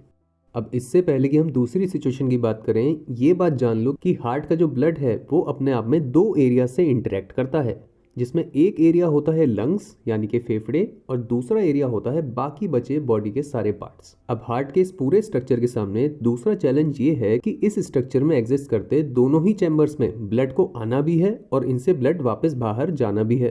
तो ब्लड के इस आने और जाने का पूरा काम एग्जैक्टली होए तो कैसे पॉसिबल हो पाए। ब्लड के इस पूरे ट्रांसपोर्ट का काम पॉसिबल हो पाता है ब्लड वेसल्स के थ्रू, जो कि एक तरह की ट्यूब्स हैं जो हार्ट से कनेक्टेड होती हैं, जो इन टोटल तो 3 तरह की होती हैं जिनकी बात हमने सर्कुलेटरी सिस्टम टॉपिक में भी करी थी। बट यहाँ पे हम सिर्फ उन्हीं वेसल्स की बात करेंगे जो एक्चुअली हार्ट से डायरेक्टली कनेक्टेड होती हैं। यहाँ पे आती हैं 2 तरह की वेसल्स। एक तो वो वेसल्स हैं जो हार्ट तक ब्लड को लेके आती हैं, कहते हैं इनको है वेन्स। ये मोटाई में थिन होती हैं क्योंकि ये ब्लड को एक लोअर प्रेशर पे लेके आती हैं हार्ट तक। इनमें पहले आती है ये वाली वेन जिसको कहते हैं पल्मोनरी वेन। नाम इसका लॉजिकल है, पल्मोनरी का मतलब होता है रिलेटेड टू द लंग्स। ये वो वेन हो गई जो ऑक्सीजन रिच ब्लड को लंग से हार्ट तक लेके आती हैं। और फिर बिल्कुल ऐसे ही दूसरी तरफ आ जाएंगी वो सारी वेन्स जो कार्बन डाइऑक्साइड रिच ब्लड को बॉडी के सारे पार्ट से हार्ट तक लेके आती हैं, जो कि हैं ये वाली वेन्स। और ये एक नहीं बल्कि दो होती हैं, क्योंकि बॉडी में बहुत सारे पार्ट्स हैं। तो बॉडी का जो लोअर हाफ पोर्शन है वहां से एक वेन आती है जिसको कहते हैं लोअर वेन कावा, और बिल्कुल ऐसे ही जो अपर बॉडी में आते पार्ट्स हैं उससे जो वेन आएगी उसको कह देंगे अपर वेन कावा। ये तो बात हो गई वेन्स की। अब इसी के बाद अगर दूसरी तरफ जाएं तो आ जाएंगी वो वाली ट्यूब्स जो ब्लड को हार्ट से दूर लेके जाती हैं, जिनको कहते हैं आर्टरीज। जिसमें पहली आर्टरी की बात कर सकते हैं इस वाली आर्टरी की, जो डीऑक्सीजनेटेड ब्लड को हार्ट से लंग्स तक लेके जाती है ताकि वो वहां पे वापस ऑक्सीजनेट हो सके। इसके नाम को आप गैस भी कर सकते हो। लंग से कनेक्टेड है तो पल्मोनरी आ जाएगा इसके नाम में, और इसके नाम का दूसरा हिस्सा है आर्टरी, तो इसका नाम हो गया पल्मोनरी आर्टरी। ये वाली आर्टरी तो कौन से चैम्बर में आ गई? राइट वाले चैम्बर में। अब बिल्कुल ऐसे ही लेफ्ट वाले चैम्बर में भी एक आर्टरी आती है जो कि बॉडी की सबसे इंपॉर्टेंट आर्टरी है। इसको अलग से एक स्पेशल नाम दिया गया है, इसको कहते हैं एओर्टा। ये ऑक्सीजन रिच ब्लड को हार्ट से हाई प्रेशर पे बॉडी के सारे पार्ट्स तक लेके जाती है। ये हो गई बात आर्टरीज की, और इसी के साथ बात हो जाती है उन सारी ट्यूब्स की जिनकी मदद से हार्ट ब्लड के ट्रांसपोर्ट का काम कर पाता है। तो हमने हार्ट के डिजाइन की दूसरी इंपॉर्टेंट डिटेल भी समझ ली।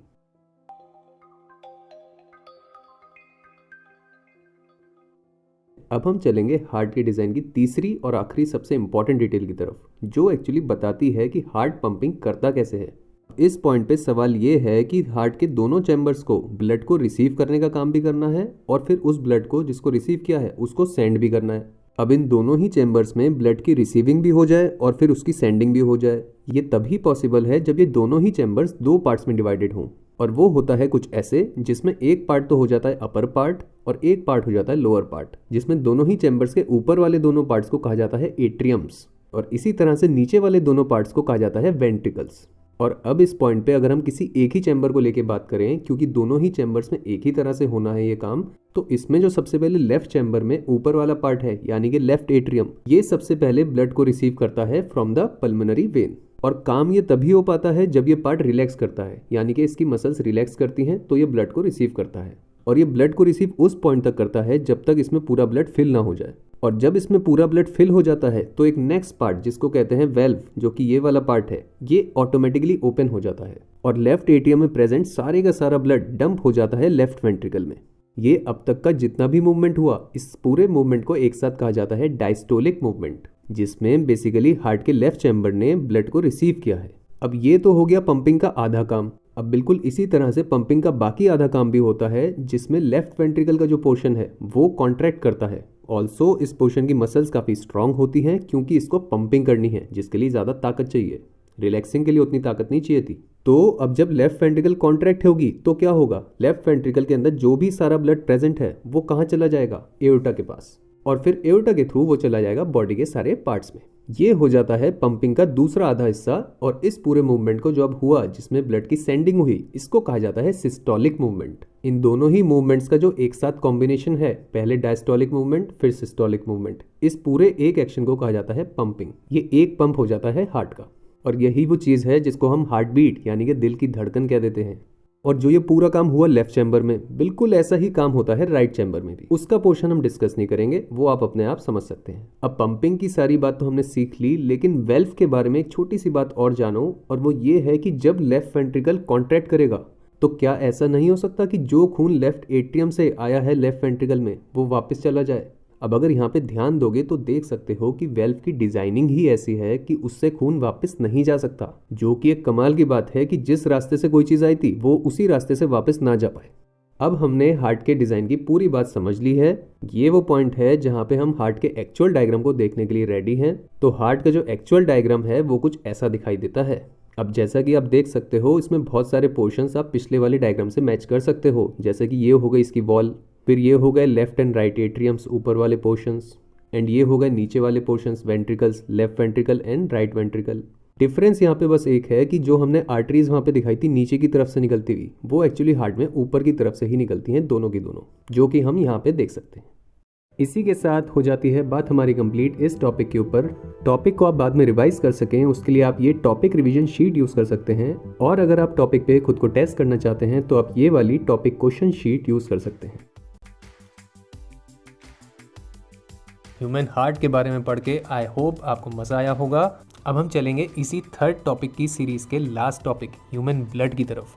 यहाँ पे हम अपनी बॉडी के एक बड़े ही इंपॉर्टेंट फ्लूइड ब्लड के बारे में पूरी डिटेल में जानेंगे। बात होगी आज लिक्विड फॉर्म में एग्जिस्ट करते इस लाल कलर के सब्सटेंस की। सब्सटेंस जो हमारी पूरी बॉडी में एक स्पेसिफिक टाइप की ट्यूब्स जो कि हैं ब्लड वेसल्स, उनके अंदर 24 घंटे लगातार फ्लो करता है। सब्सटेंस जो एक इंसान के पूरे बॉडी वेट का 8% जो कि एक अच्छा खासा अमाउंट है उसको फॉर्म करता है। यही सब्सटेंस है हमारा इस सेशन का टॉपिक ब्लड। चलिए बात शुरू करते हैं। ब्लड की पहचान जानने के बाद अब एक जरूरी सवाल आता है कि ब्लड एग्जैक्टली करता क्या है हमारी बॉडी के लिए। तो ब्लड बेसिकली एक ऐसा लिक्विड है जो देखा जाए तो एक सिंपल सा दिखने वाला काम करता है, and that is to transport a number of substances to all kinds of body parts. Body के जितने भी अलग अलग पार्ट्स हैं, जो भी ऑर्गन्स हैं बॉडी में या फिर कोई भी बॉडी पार्ट, उन सब तक ही कुछ जरूरी सब्सटेंसेस को लेके जाता है ब्लड। और ये जो भी सब्सटेंसेस ब्लड देता है हमारे बॉडी पार्ट्स को, वो ना सिर्फ इन पार्ट्स को डेली लेवल पे चाहिए होते हैं, बल्कि वो बॉडी की ऑलमोस्ट हर एक्टिविटी के लिए चाहिए होते हैं।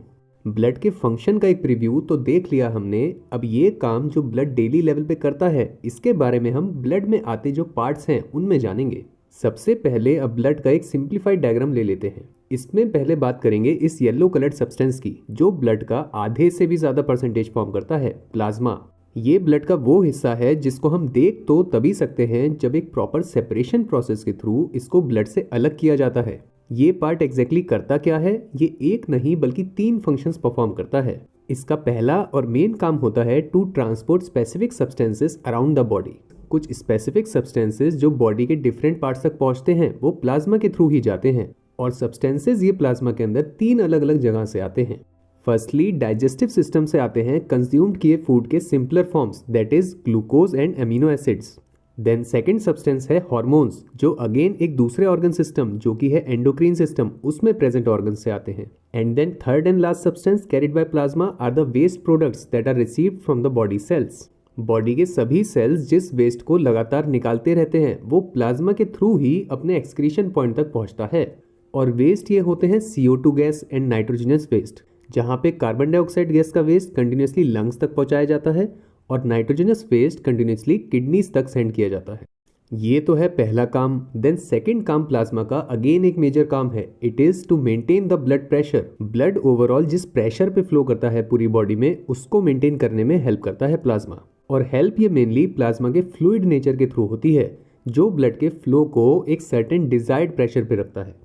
और तीसरा काम प्लाज्मा का एक रिलेटिवली माइनर काम है, it is to hold the blood cells in suspension.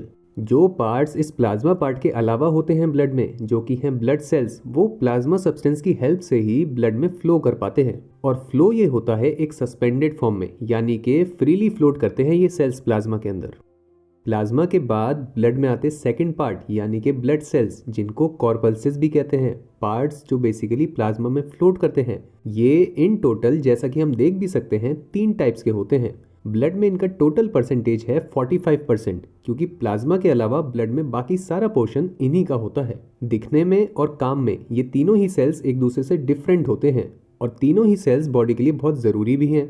एक तो हैं ये सबसे छोटे साइज के सेल्स, प्लेटलेट्स, जो अमाउंट में बहुत कम होते हैं, ओनली 1% इन द एंटायर 45%। इनके पोर्शन का स्मॉल होना ये दिखाता है कि ये बॉडी में बहुत रेयरली ही यूज होते हैं। फिर दूसरे ब्लड सेल्स आते हैं ये वाइट कलर्ड हेपाज़ाइडली shape cells known as the white blood cells और WBCs, जो साइज में तो प्लेटलेट से बड़े होते हैं, बट परसेंटेज इनका भी 45 में से सिर्फ 1% ही होता है, तो इनका यूज भी बॉडी में काफी रेयरली ही होता है। एंड फाइनली तीसरे सेल्स, ये सर्कुलर शेप्ड रेड कलर के सेल्स, ब्लड के तीनों सेल्स में सबसे ज्यादा popular cells, red blood cells और द RBCs। ब्लड का जो अपना रेड कलर है वो इन्हीं सेल्स में प्रेजेंट एक पिगमेंट हीमोग्लोबिन से आता है। ब्लड में इनका परसेंटेज सबसे ज्यादा होता है 43%, जो कि दिखाता है कि बॉडी में इनका यूज काफी रेगुलर लेवल पे होता है।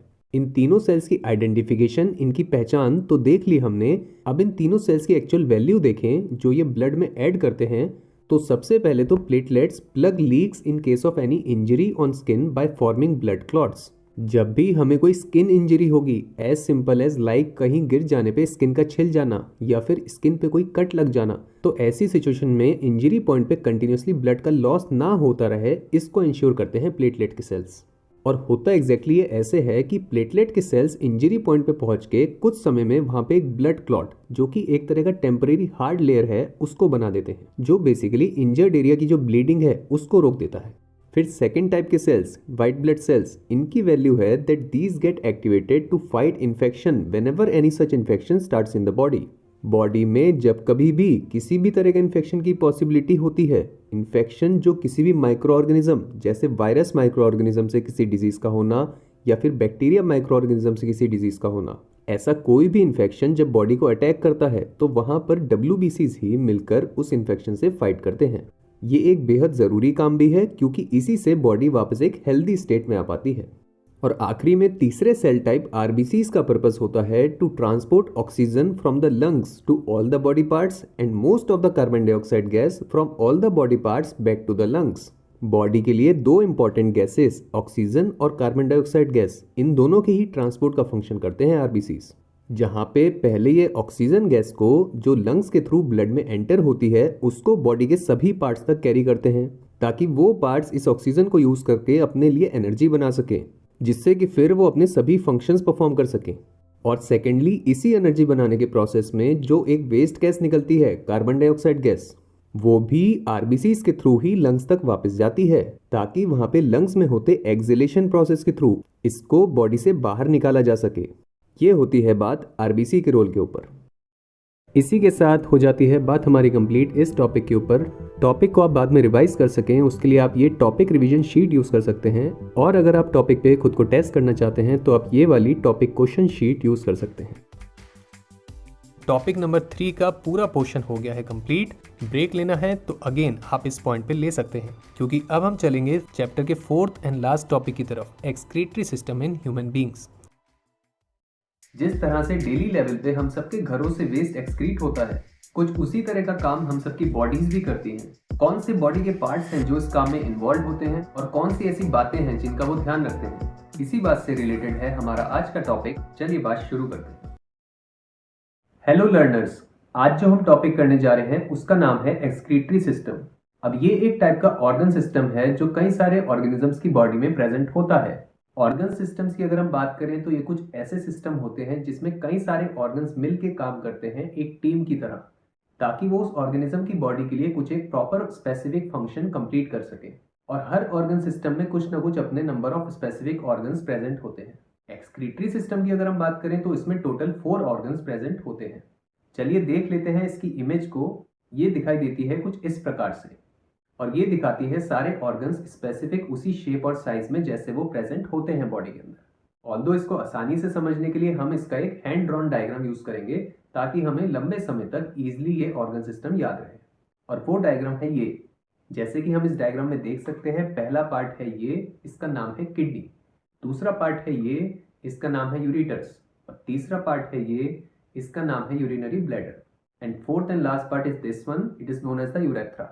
अब इन सब पार्ट्स के डिस्क्रिप्शंस और इनके फंक्शंस की बात हम तब करेंगे जब हम टॉपिक में आगे जाएंगे। एक ऐसी डिटेल यहाँ पे है जो एग्जिस्ट करती है, जो इस ऑर्गन सिस्टम के नेम से ही हमें पता चलती है, और वो है वो वर्ड जिससे बनता है यहाँ पे शब्द एक्सक्रीटरी, विच इज एक्सक्रीट, जिसका मीनिंग होता है टू डिस्चार्ज समथिंग। डिस्चार्ज यानी कि किसी एक चीज को किसी एक जगह से बाहर निकाल देना। इस मीनिंग की बात रिलेट होगी जब हम इसके फंक्शन की बात करेंगे। तो चलिए देखते हैं इस ऑर्गन सिस्टम का फंक्शन। स्टेटमेंट कहता है that it is a group of organs that work together towards the removal of waste in the form of urine from the body of an organism। समझते हैं इसके डिफरेंट हिस्सों को। पहला हिस्सा कहता है group of organs that work together। अब इस बात को तो हम ऑलरेडी जान चुके हैं जब हमने ऑर्गन सिस्टम के बारे में बात करी थी कि किसी भी ऑर्गन सिस्टम में कई सारे ऑर्गन्स मिलके काम करते हैं। तो चलिए देखते हैं क्या काम करता है excretory system. It works towards the removal of waste in the form of urine from the body of an organism। अब यहाँ पे होती है मेन बात कि एक्सक्रीटरी सिस्टम बॉडी से वेस्ट निकालने के काम को करता है, और वो वेस्ट किस फॉर्म में होता है? लिक्विड फॉर्म में, जिसको हम जानते हैं यूरिन के नाम से। हिंदी में इसको हम जानते हैं मूत्र या फिर पेशाब के नाम से। तो इसको ऑर्गेनिज्म की बॉडी से बाहर निकालने का काम है एक्सक्रीटरी सिस्टम का। अब ये वेस्ट को निकालना क्यों ज़रूरी है, तो इसकी डिटेल्स तो हम टॉपिक में आगे जानेंगे। बाकी वेस्ट का निकलना बॉडी से ज़रूरी क्यों होता है, तो ये तो आप अपनी डेली लाइफ से रिलेट भी अगर करें तो समझ सकते हैं कि हम अपने घर से भी डेली लेवल पे वेस्ट को बाहर निकालते हैं। और ज़रा सोच के देखिए कि अगर हम वेस्ट को डेली लेवल पे अपने घर में इकट्ठा करने लगे तो कैसा एटमॉस्फेयर क्रिएट होगा, अनहेल्दी एटमॉस्फेयर। तो ये हो जाती है हमारी एक इंट्रोडक्टरी बात एक्सक्रीटरी सिस्टम के बारे में।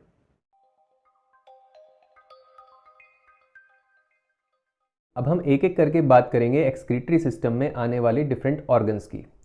इसमें जो सबसे पहला ऑर्गन आता है इसका नाम है किडनी। सबसे पहले इस ऑर्गन की रियल इमेज देख लेते हैं। वो दिखाई देती है कुछ इस प्रकार से। अब इसमें काफ़ी सारी डिटेल्स हैं जो हम यहाँ पे मेकआउट नहीं कर सकते, तो इसी कारण से हम इसको एक सिंप्लीफाइड फॉर्म में देखेंगे और वो दिखाई देता है हमें इस डायग्राम के अंदर। अब इस पार्ट की डिटेल के बारे में मैं बात करूँ उससे पहले हमें ये पता होना चाहिए कि किसी भी डायग्राम में क्या पैटर्न एग्जिस्ट करता है। और वो पैटर्न कुछ इस प्रकार से होता है कि कोई भी जो डायग्राम है उसमें बहुत सारे पार्ट्स एग्जिस्ट करते हैं। तो हर एक पार्ट में हम मोस्टली दो तरह की डिटेल्स पढ़ते हैं। पहली डिटेल होती है उनकी डिस्क्रिप्शन डिटेल, जिसमें डिटेल्स आती हैं उस पार्ट के बारे में, जैसे कि शेप कैसा है, कलर कैसा है, टेक्सचर कैसा है, लोकेशन क्या है उसकी। ये सारी डिटेल्स हेल्प करती हैं हमें उस पार्ट को पहचानने में। और दूसरी जो डिटेल आती है उस पार्ट के बारे में वो आती है उसकी फंक्शन डिटेल, जो उसकी मेन डिटेल होती है। अब डायग्राम्स के बारे में ये बेसिक बात जानने के बाद हम किडनी के बारे में बात शुरू करें तो किडनी अपने आप में एक ऐसा ऑर्गन है जो सारे ऑर्गन्स इस ऑर्गन सिस्टम में आएंगे उसमें सबसे ज़्यादा इंपॉर्टेंस ये वाला पार्ट ही रखता है। शेप इसका जैसे कि हम देख चुके हैं, जिस तरह का शेप बीन्स का होता है जो कि एक फूड आइटम है, उसी तरह का शेप होता है इस पार्ट का भी। इसकी अगर लोकेशन की बात करें तो ये बॉडी का एक एरिया है जिसको हम एब्डोमेन के नाम से जानते हैं, या फिर दूसरा एक कॉमन नेम है जिसका बेली, यानी कि बेसिकली स्टमक वाला पोर्शन, वहीं पे ये लोकेटेड होती हैं। और थोड़ी सी और स्पेसिफिक बात करें तो रिब केज जो होता है उसका जो सबसे लोएस्ट पोर्शन है वहाँ पे एक किडनी होती है लेफ्ट पोर्शन में और एक किडनी होती है राइट पोर्शन में, तो वहाँ पे लोकेटेड होता है ये वाला पार्ट। क्वांटिटी जैसे कि हम ऑलरेडी देख चुके हैं, दो हैं इसकी। स्टेटमेंट में बोले तो हम कह सकते हैं 1 on either side of the backbone. तो ये हो जाती हैं कुछ डिटेल्स इसकी शेप, लोकेशन और क्वांटिटी के बारे में। एक और छोटी सी डिटेल की अगर बात करें जो ये बताती है कि इस ऑर्गन को हमारी बॉडी से कैसे कनेक्शन मिलता है, तो वो डिटेल ये कहती है that each kidney receives blood from the body parts through an artery which is known as the renal artery. अब किडनी जो हमारा यहाँ पे पार्ट है इसको बॉडी के सारे पार्ट से ब्लड मिलता है और ये ब्लड इसको मिलता है एक आर्टरी के थ्रू जिसको जाना जाता है रीनल आर्टरी के नाम से। और रीनल वर्ड हम यहाँ पे एसोसिएट कर सकते हैं किडनी के साथ। जो आर्टरी किडनी से कनेक्टेड है उसका नाम क्या पड़ गया, रीनल आर्टरी। तो ये तो बात हो जाती है किडनी के डिस्क्रिप्शन की। अगर इसके फंक्शन की बात करें तो इसका फंक्शन ये है कि इसके पास बॉडी के डिफरेंट पार्ट से जो ब्लड आता है उसमें से ये अलग अलग तरह के वेस्ट को रिमूव करने का काम करता है। और यहाँ पे मेनली 3 तरह के वेस्ट हैं जो एग्जिस्ट करते हैं। पहला वेस्ट है यूरिया, दूसरा है यूरिक एसिड, तीसरा है एक्सेस वाटर। यूरिया अपने आप में एक ऐसा वेस्ट है जो बॉडी के ब्लड में प्रेजेंट होता है। जितना भी एक्सेस यूरिया प्रेजेंट है ब्लड के अंदर उसके रिमूवल का काम करती है किडनी। ये हुआ पहला वेस्ट। दूसरे वेस्ट यानी कि यूरिक एसिड की अगर बात करें तो वो एक ऐसा वेस्ट है जो बनता है जब बॉडी ब्रेक डाउन करती है certain chemicals which are known as purines, जो कि ऐसे सब्सटेंसेस हैं जो या तो खाने में प्रेजेंट होते हैं जैसे कि स्पिनच दैट इज पालक, या फिर तब बनते हैं जब डीएनए ब्रेक डाउन करता है, जैसे कि वो प्यूरिन्स जो डीएनए के अंदर प्रेजेंट हैं वो हैं एडेनिन और ग्वानिन। तो यूरिक एसिड भी एक ऐसा ही वेस्ट है जो ब्लड में पास होता है, जो एक बार जब बन जाता है तो बॉडी के लिए वेस्ट है, इसलिए उसका रिमूवल ज़रूरी होता है और ये काम किडनी ही करती है। ये हो गई दूसरे वेस्ट की बात। तीसरे और आखिरी वेस्ट यानी कि एक्सेस वाटर की बात करें तो ये प्रोड्यूस होता है जब बॉडी के डिफरेंट सेल्स अपनी रिएक्शंस परफॉर्म करते हैं, तो ये एक बाय प्रोडक्ट की तरह प्रोड्यूस होता है उनमें। इसका रिमूवल भी किसके द्वारा होता है, किडनीज के द्वारा। तो इस प्रकार से किडनी ये तीनों वेस्ट ब्लड में से निकाल लेती है बाहर। ऑल्सो ये वेस्ट जब एक्सक्रीटरी सिस्टम में आगे जाता है तो यूरिन के फॉर्म में ये जाता है, विच मीन्स दैट हम ये कह सकते हैं that urine is equal to urea plus uric acid plus excess water. एक इंपॉर्टेंट डिटेल यहाँ पे ये भी है कि ये सारा काम जो हम कह रहे हैं किडनी के द्वारा होता है, एक्चुअली होता है किडनी में प्रेजेंट बहुत सारी छोटी छोटी यूनिट्स जिनको कॉमनली फिल्ट्रेशन यूनिट्स के नाम से बोला जाता है और उनका एग्जैक्ट नेम है नेफ्रॉन्स। अगर हम डायग्राम में देखें तो ये कुछ इस प्रकार से दिखाई देता है। इनके बारे में जो डिटेल्स हैं वो हम वीडियो के एंड में एक शॉर्ट वीडियो का लिंक दे देंगे, वहाँ पे हम पढ़ेंगे उसको अलग से। तो ये तो हो जाता है किडनी का पहला फंक्शन। दूसरे फंक्शन की बात करें तो किडनी का दूसरा फंक्शन है जो ब्लड किडनी ने प्यूरिफाई कर दिया उसको बॉडी में वापस भेजना, और इस बार ये काम होता है एक वेन के थ्रू, जिसका नाम क्या होगा क्योंकि वो किडनी से अटैच्ड है, रीनल वेन। तो ये है किडनी के दो मेन काम। किडनी के बारे में एक बहुत इंटरेस्टिंग डिटेल एग्जिस्ट करती है जो शेयर करनी बनती है, और वो ये है कि मान लीजिए अगर किसी कारण से एक किडनी फेल हो जाती है और उसको बॉडी से निकाल दिया जाता है, तो ऐसे केस में जो किडनी बॉडी में रह जाती है उसकी ये एबिलिटी है कि वो अपने साइज को 50% से इंक्रीज कर सकती है, ताकि वो जो दूसरी वाली किडनी है उसके फंक्शन को कवर अप कर सके। ये हो जाती है बात हमारी कंप्लीट कौन से पार्ट के बारे में, किडनी।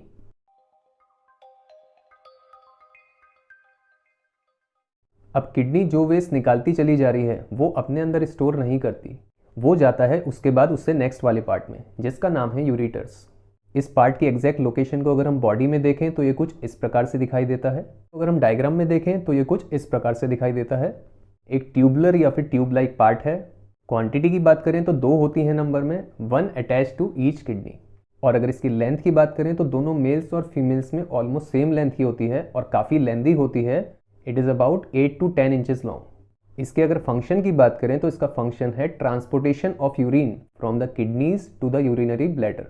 इसके अंदर जो मसल्स प्रेजेंट होती हैं उनका फंक्शन है टाइट हो जाना और फिर रिलैक्स हो जाना, ताकि जो इसके अंदर यूरिन प्रेजेंट है वो अगले वाले पार्ट में चला जाए। ये हो जाती है बात हमारी यूरेटर्स के बारे में।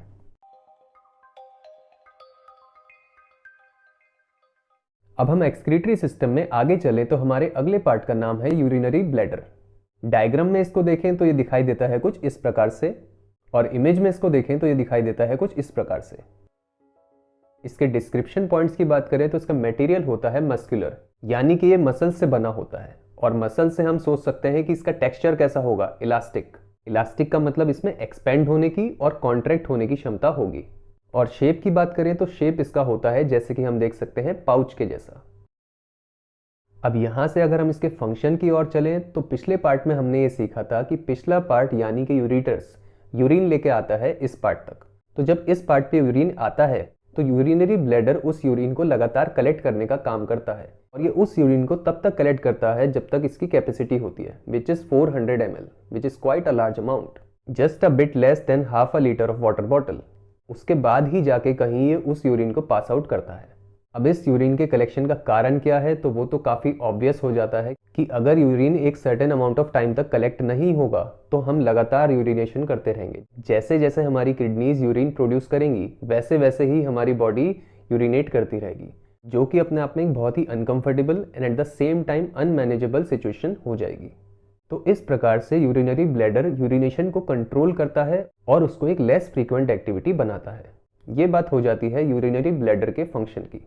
एक छोटी सी इंटरेस्टिंग डिटेल एग्जिस्ट करती है यूरिनरी ब्लैडर के बारे में यहाँ पे, और वो है about the time for which it can hold urine, and that time is 5 hours, which if you think about it is quite a substantial time. ये टाइम अगर मिनट्स में एग्जिस्ट करता तो बॉडी के लिए एक डिफिकल्ट सिचुएशन होती, लेकिन इसके आवर्स में होने से बॉडी के लिए एक ईजी सिचुएशन क्रिएट होती है। तो ये हो जाती है बात हमारी कंप्लीट कौन से पार्ट पे, यूरिनरी ब्लैडर।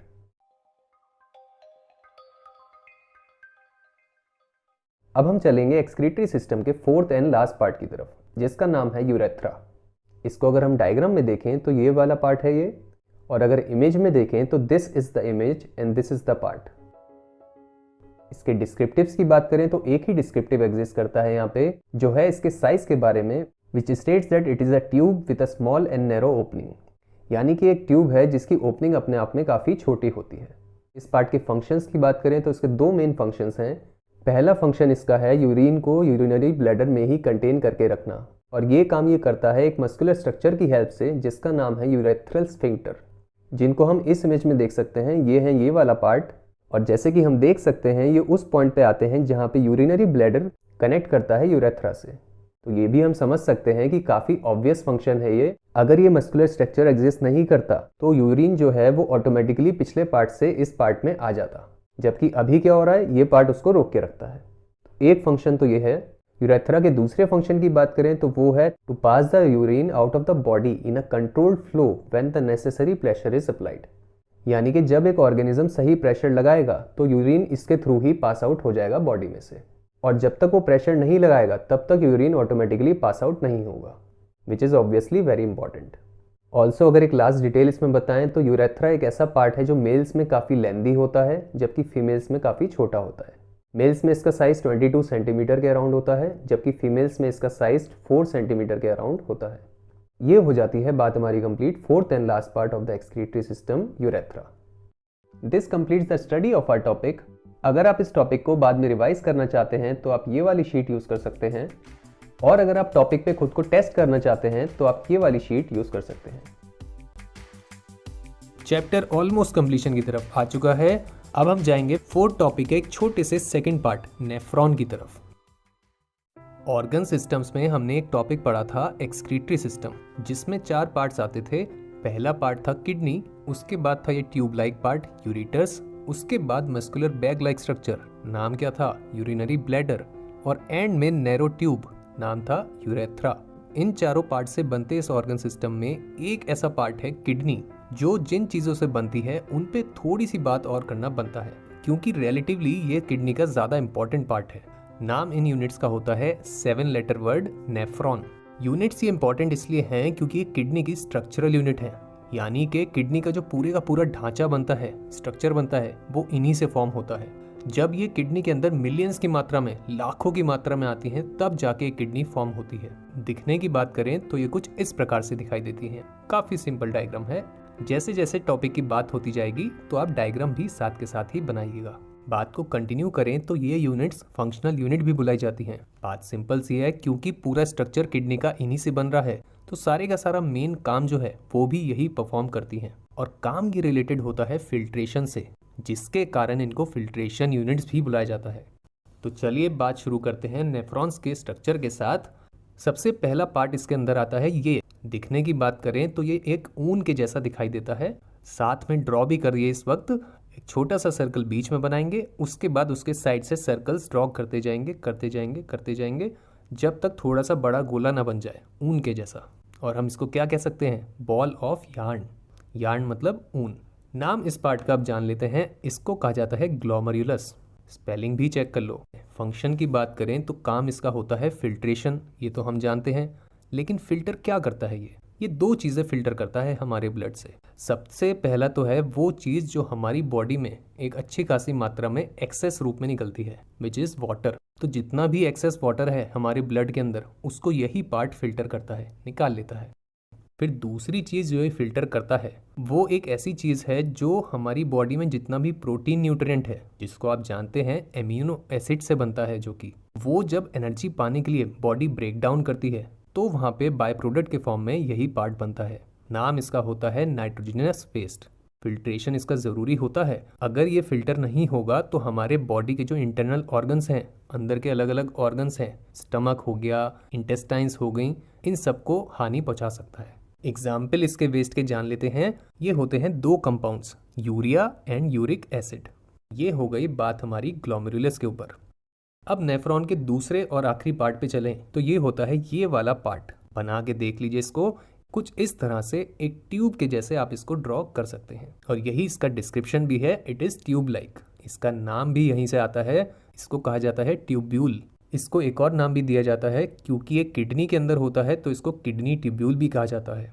और क्योंकि किडनी से रिलेटेड एक और वर्ड है रीनल, किडनी की जगह रीनल वर्ड भी यूज़ होता है, तो इसको रीनल ट्यूब्यूल भी कहा जाता है। फाइनली इसके फंक्शन की बात करें तो ये 2 काम करता है। ये एक 3 केमिकल्स की फिल्ट्रेशन और स्टोरिंग, ये दोनों चीज़ें करता है। जानने ज़रूरी हैं कौन से केमिकल्स हैं ये। केमिकल्स ये हैं सोडियम यानी कि Na, फिर दूसरा है पोटेशियम यानी कि K, और तीसरा और आखिरी है P यानी कि फॉस्फोरस। इन तीनों केमिकल्स को फिल्टर करता है, यानी कि ब्लड में से निकालता है और अपनी ट्यूब में स्टोर करके रखता है। सवाल आता है कि स्टोर क्यों करके रखता है? स्टोर इसलिए करता है क्योंकि बॉडी की ज़रूरत इन केमिकल्स को एक्चुअली बाद में होती है, तो जब भी बॉडी को ज़रूरत होगी तो बॉडी उसको यहाँ से इस्तेमाल कर सकती है। इसी के साथ हमारी बात कंप्लीट हो जाती है second part, and at the same time इस छोटे से टॉपिक के ऊपर भी। टॉपिक के नोट्स डाउनलोड करना चाहते हैं तो उसका लिंक डिस्क्रिप्शन में भी है। इसी के साथ चैप्टर नंबर 5 हो जाता है पूरी तरह से कंप्लीट। अच्छे से इस चैप्टर को किया है तो ताली तो आपके लिए बनती है। चैप्टर में आते जितने भी टॉपिक्स हैं उनके नोट्स डाउनलोड करना चाहते हैं तो लिंक डिस्क्रिप्शन के अंदर है, वहां से कर सकते हैं। इस सेशन के लिए इतना ही। अगले सेशन में मिलेंगे इसी तरह से किसी और फुल चैप्टर के साथ। अभी के लिए बाय बाय।